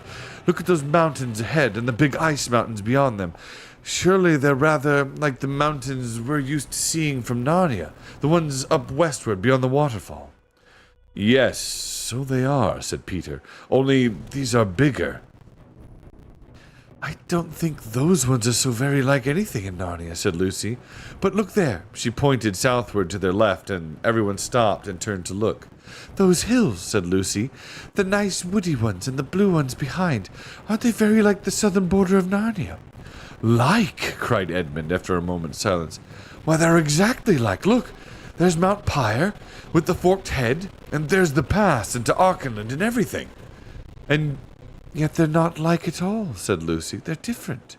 They have more colors on them, and they look further away than I remember, and they're more, oh, I don't know. Oh, they're more like the real thing, said the Lord Diggory softly. And suddenly Farsight the eagle spread his wings, soared 30 or 40 feet up into the air, circled round, and then alighted on the ground. Ah, kings and queens, he cried, we have all been blind. We are only beginning to see where we are. From up there, I've seen it all. Ettonsmere, Beaver's Dam, the great river, and Cair Paravel still shining on the edge of the eastern sea. Narnia is not dead. This is Narnia. But how can it be, said Peter.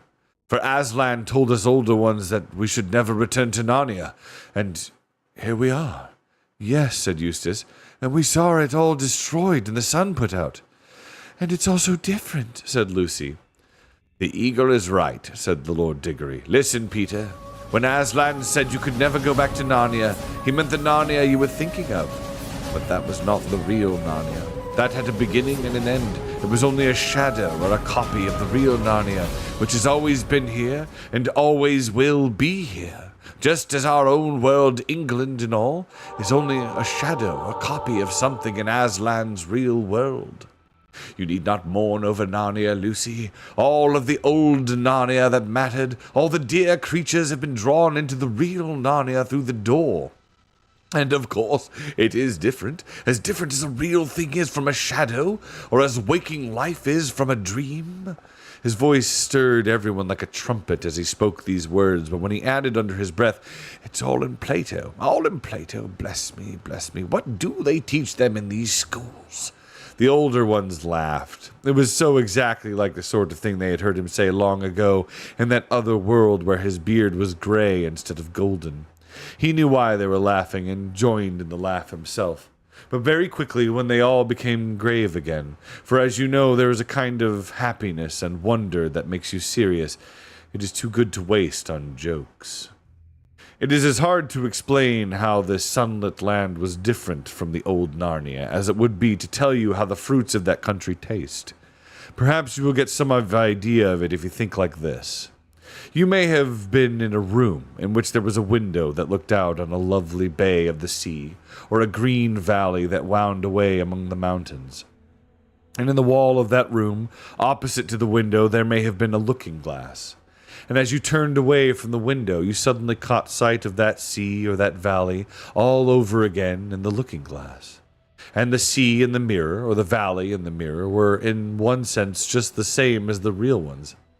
Yet at the same time they were somehow different, deeper, more wonderful, more like places in a story you have never heard but very much want to know. The difference between the old Narnia and the new Narnia was like that.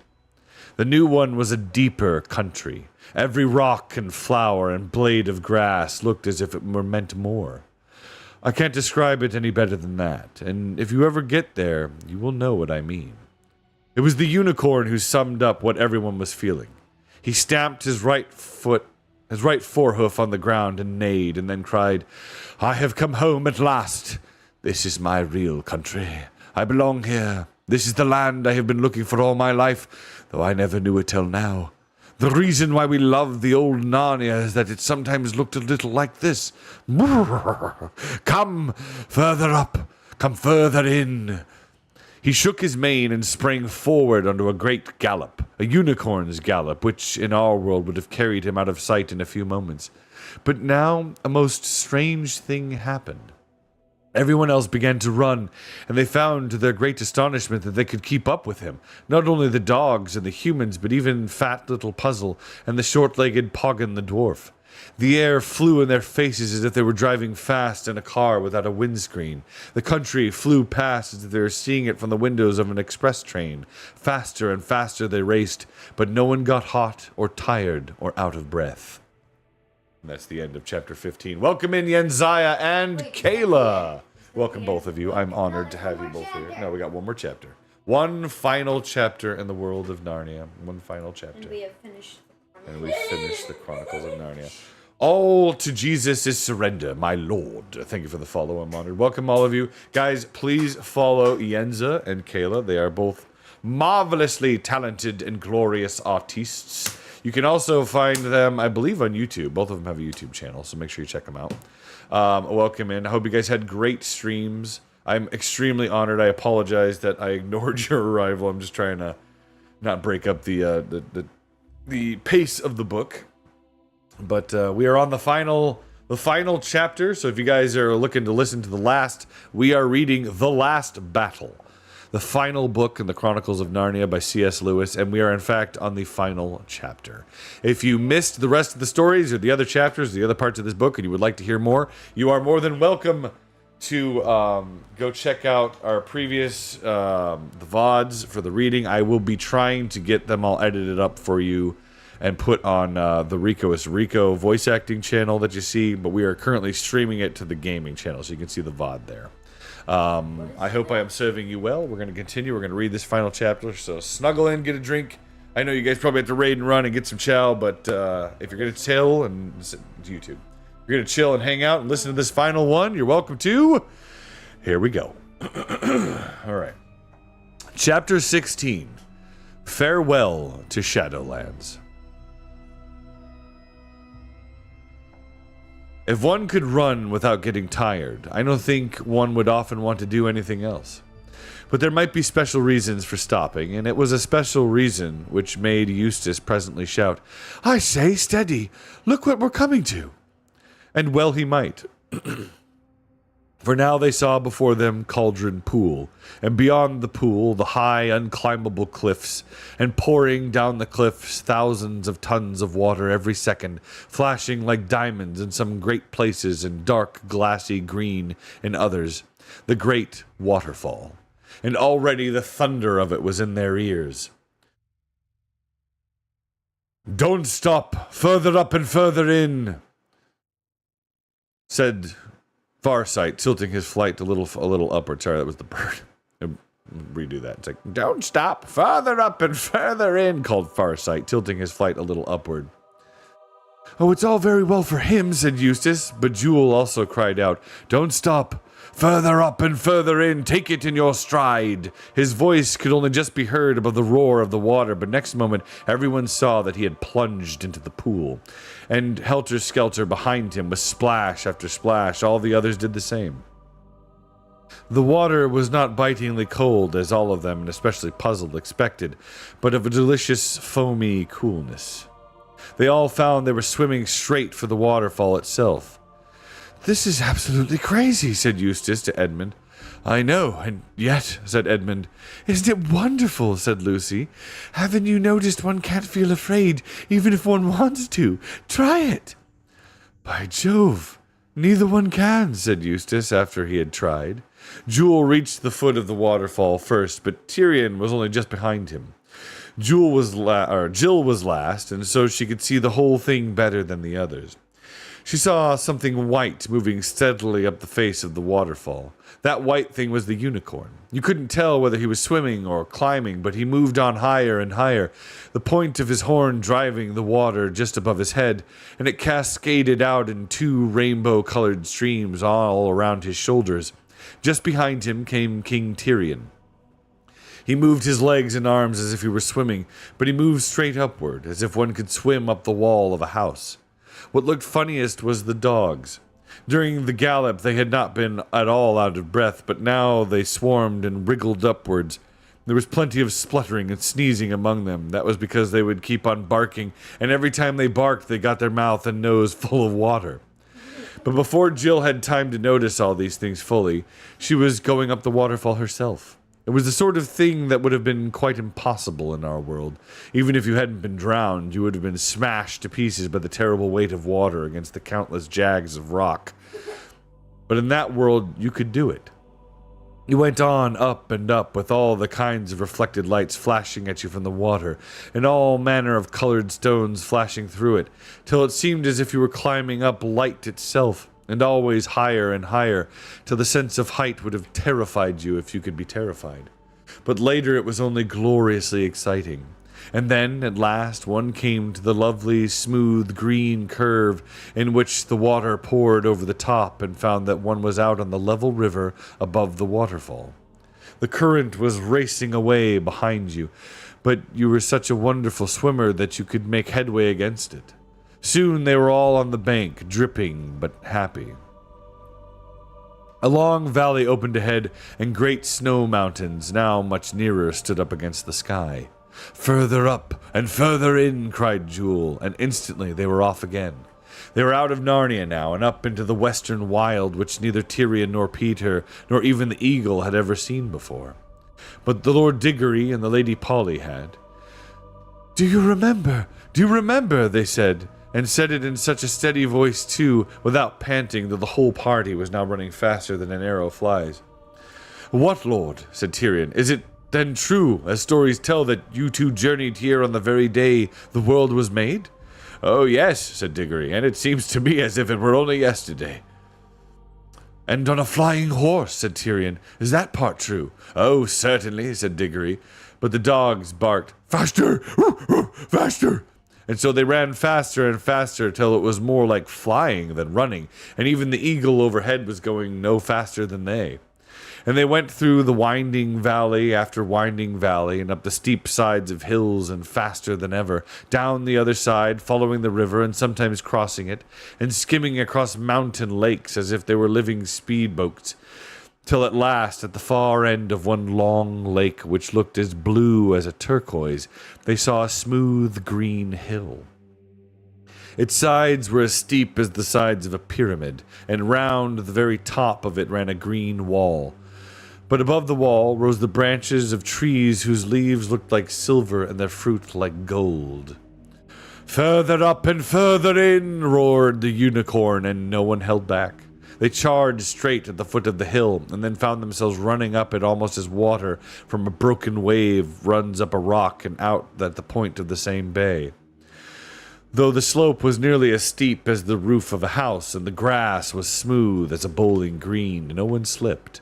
Only when they had reached the very top did they slow up. That was because they found themselves facing great golden gates, and for a moment none of them was bold enough to try if the gate would open. They all felt just as they had felt about the fruit. "Dare we? Is it right? Can it be meant for us?" But while they were standing thus, a great horn, wonderfully loud and sweet, blew from somewhere inside that walled garden, and the gates swung open. Tyrion stood holding his breath and wondering who would come out, and what came was the last thing he had expected. A sleek, little, bright-eyed talking mouse with a red feather stuck in a circlet on its head, and its left paw resting on a long sword. It bowed a most beautiful bow, and said in its shrill voice, "Welcome in, the lion's name. Come further up and further in." And then Tyrion saw King Peter and King Edmund and Queen Lucy rush forward, kneel down, and greet the mouse, and they all cried out, "Reepicheep!" And Tyrion breathed fast with the sheer wonder of it, for now he knew that he was looking at one of the great heroes of Narnia, Reepicheep the mouse, who had fought at the great battle of Baruna, and afterwards sailed to the world's end with King Caspian the Seafarer. But before he had had much time to think of this, he felt two strong arms throw about him, and felt a bearded kiss on his cheeks, and heard a well-remembered voice saying, "What, lad, art thicker and taller since I last touched thee?" It was his own father, the great King Erlion, but not as Tyrion had seen him last when they brought him home pale and wounded from his fight with the giant, nor even as Tyrion remembered him in his latter years when he was a grey-headed warrior. This was his father, young and merry, as he could just remember him from very early days when he himself had been a little boy, playing games with his father in the castle garden at Cair Paravel, just before bedtime on the summer evenings. The very smell of the bread and milk he used to have for supper came back to him. Jewel thought to himself, "I will leave them to talk for a little while, and then I will go and greet the good King Erlion. Many a bright apple has he given me when I was but a colt." But next moment he had something else to think of, for out of the gateway there came a horse so mighty and noble that even a unicorn might feel shy in its presence, a great winged horse. It looked a moment at the Lord Diggory and the Lady Polly, and neighed out, "What cottons!" And they both shouted, "Fledge! Good old Fledge!" and rushed to kiss it. But by now the mouse was again urging them to come in, so all of them passed into the golden gates, into the delicious smell that blew toward them out of that garden and into the cool mixture of sunlight and shadow under the trees, walking on springy turf that was all dotted with white flowers. The very first thing which struck everyone was that the place was far larger than it had seemed from outside, but no one had time to think about that, for people were coming up to meet the newcomers from every direction. Everyone you had ever heard of, if you knew the history of those countries, seemed to be there. There was Glimfeather the owl, and Puddleglum the marshwiggle, and King Rillian the disenchanted, and his mother the star's daughter, and his great father Caspian himself. And close beside him were the Lord Drinian, the Lord Byrne, and Trumpkin the dwarf, and Truffle Hunter the good badger, with Glenstorm the centaur, and 100 other heroes of the great war of deliverance. And then from another side came Cor, the king of Archenland, and King Lune his father, and his wife Queen Erevis, and the brave Prince Corin Thunderfist his brother, and Bree the horse, and Hwyn the mare. And then, which was a wonder beyond all wonders to Tyrion, there came from further away in the past the two good beavers and Tumnus the fawn, and there was greeting and kissing and handshaking, and old jokes revived. You've no idea how good an old joke sounds when you take it out again after a rest of 500 or 600 years. And the whole company moved forward to the center of the orchard where the phoenix stood in this tree and looked down upon them all. And at the foot of that tree were 2 thrones, and those 2 thrones a king and queen so great and beautiful that everyone bowed down before them. And well they might, for those 2 were King Frank and Queen Helen, from whom all the most ancient kings of Narnia and Archenland are descended. And Tyrion felt as you would feel if you were brought before Adam and Eve in all their glory.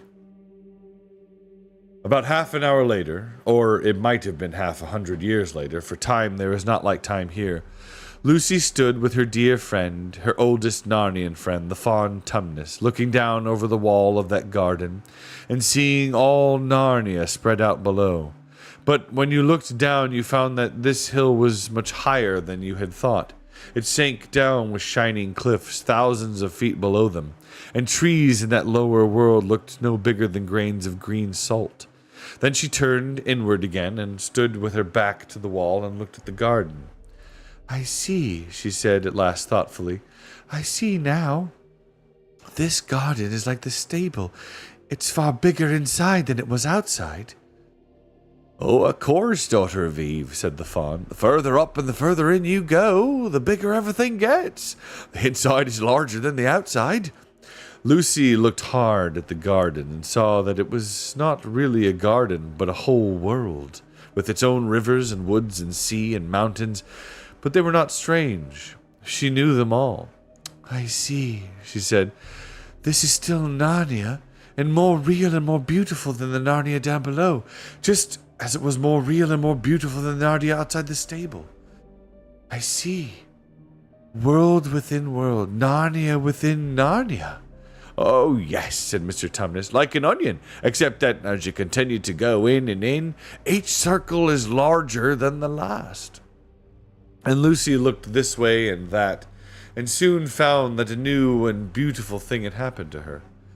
Whatever she looked at, however far away it might be, once she had fixed her eyes steadily on it, became quite clear and close, as if she were looking through a telescope. She could see the whole southern desert, and beyond it the great city of Tashbaan. To eastward she could see Cair Paravel on the edge of the sea, in the very window of the room that had once been her own. And far out to sea she could discover the islands, island after island, to the end of the world, and beyond the end, the huge mountain which they had called Aslan's country. But now she saw that it was part of a great chain of mountains which ringed round the whole world. In front of her it seemed to come quite close. Then she looked to her left and saw that she took to be a great bank of brightly colored cloud, cut off from them by a gap. But she looked harder and saw that it was not a cloud at all, but a real land. And when she had fixed her eyes on one particular spot of it, she at once cried out, "Peter! Edmund, come and look! Come quickly!" And they came and looked, for their eyes also had become like hers. "Why," exclaimed Peter, "it's England! And That's the house itself, Professor Kirk's old home in the country where all our adventures began. I thought that house had been destroyed, said Edmund.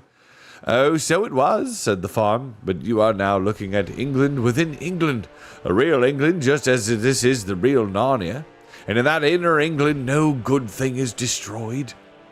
Suddenly they all shifted their eyes to another spot, and then Peter and Edmund and Lucy gasped with amazement and shouted out and began waving, for there they saw their own father and mother waving back at them across the great deep valley. It was like when you see people waving at you from the deck of a big ship when you are waiting on the quay to meet them. How can we get to them? Said Lucy. Oh, that's easy enough, said Mr. Tumnus. That country and this country are all the real countries, are only spurs jutting up from the great mountains of Aslan. We have only to walk along the ridge upward and inward till it joins on, and listen, there's King Frank's horn. We must all go up. As soon as they found themselves all walking together, and a great bright procession it was, up toward the mountains higher than you could see in this world, even if they were there to be seen. But there was no snow on those mountains. There were forests and green slopes and sweet orchards and flashing waterfalls, one above the other going up forever. And the land they were walking on grew narrower all the time, with a deep valley on each side. And across that valley the land which was the real England grew nearer and nearer.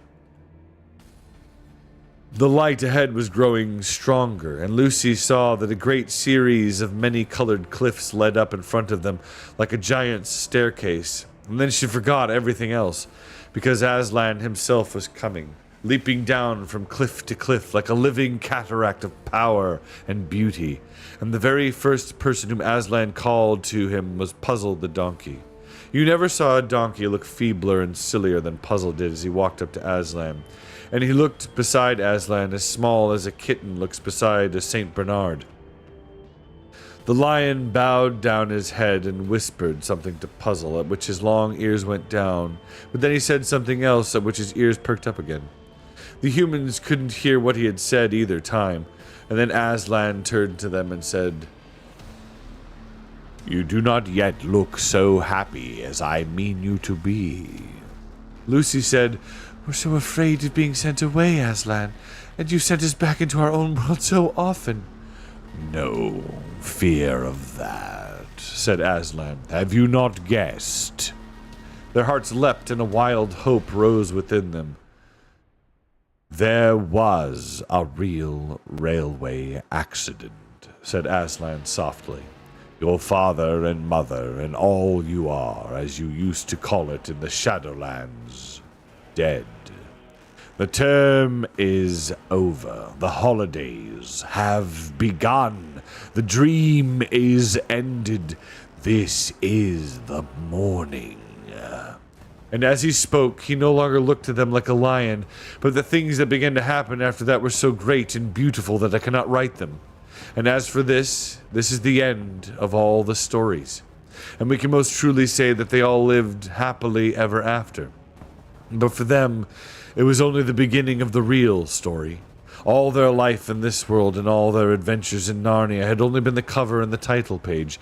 Now at last they were beginning chapter 1 of the great story, which no one on earth has read, which goes on forever, in which every chapter is better than the one before. And that, everyone, is the end of the Chronicles of Narnia. That is the end.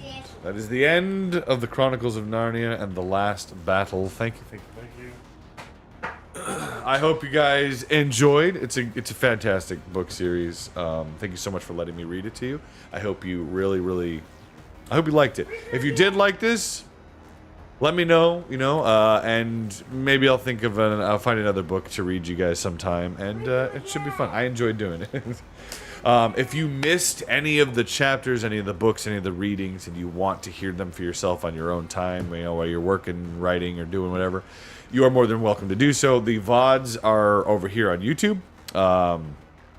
I will be, again, let me put that up there for you guys. That's for you guys to enjoy.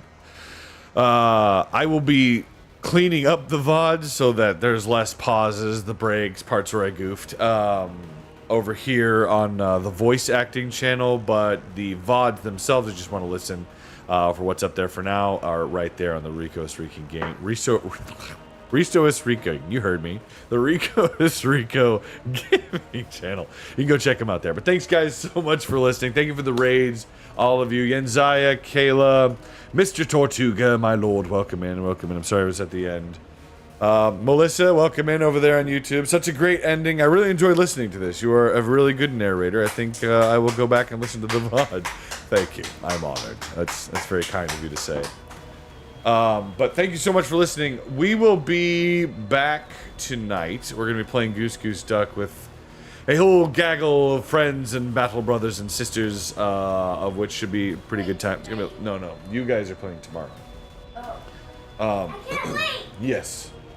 Now, I'm going to sit there and send you guys somewhere more worthy of your time, and I appreciate you all so much. But YouTube, we're going to say goodbye to you. Good night, or goodbye, good morning, and good day. You guys have a wonderful time, and I will talk to you all later. Thanks for hanging out over there. I appreciate you. Goodbye, YouTube. Goodbye. Everybody say bye, YouTube.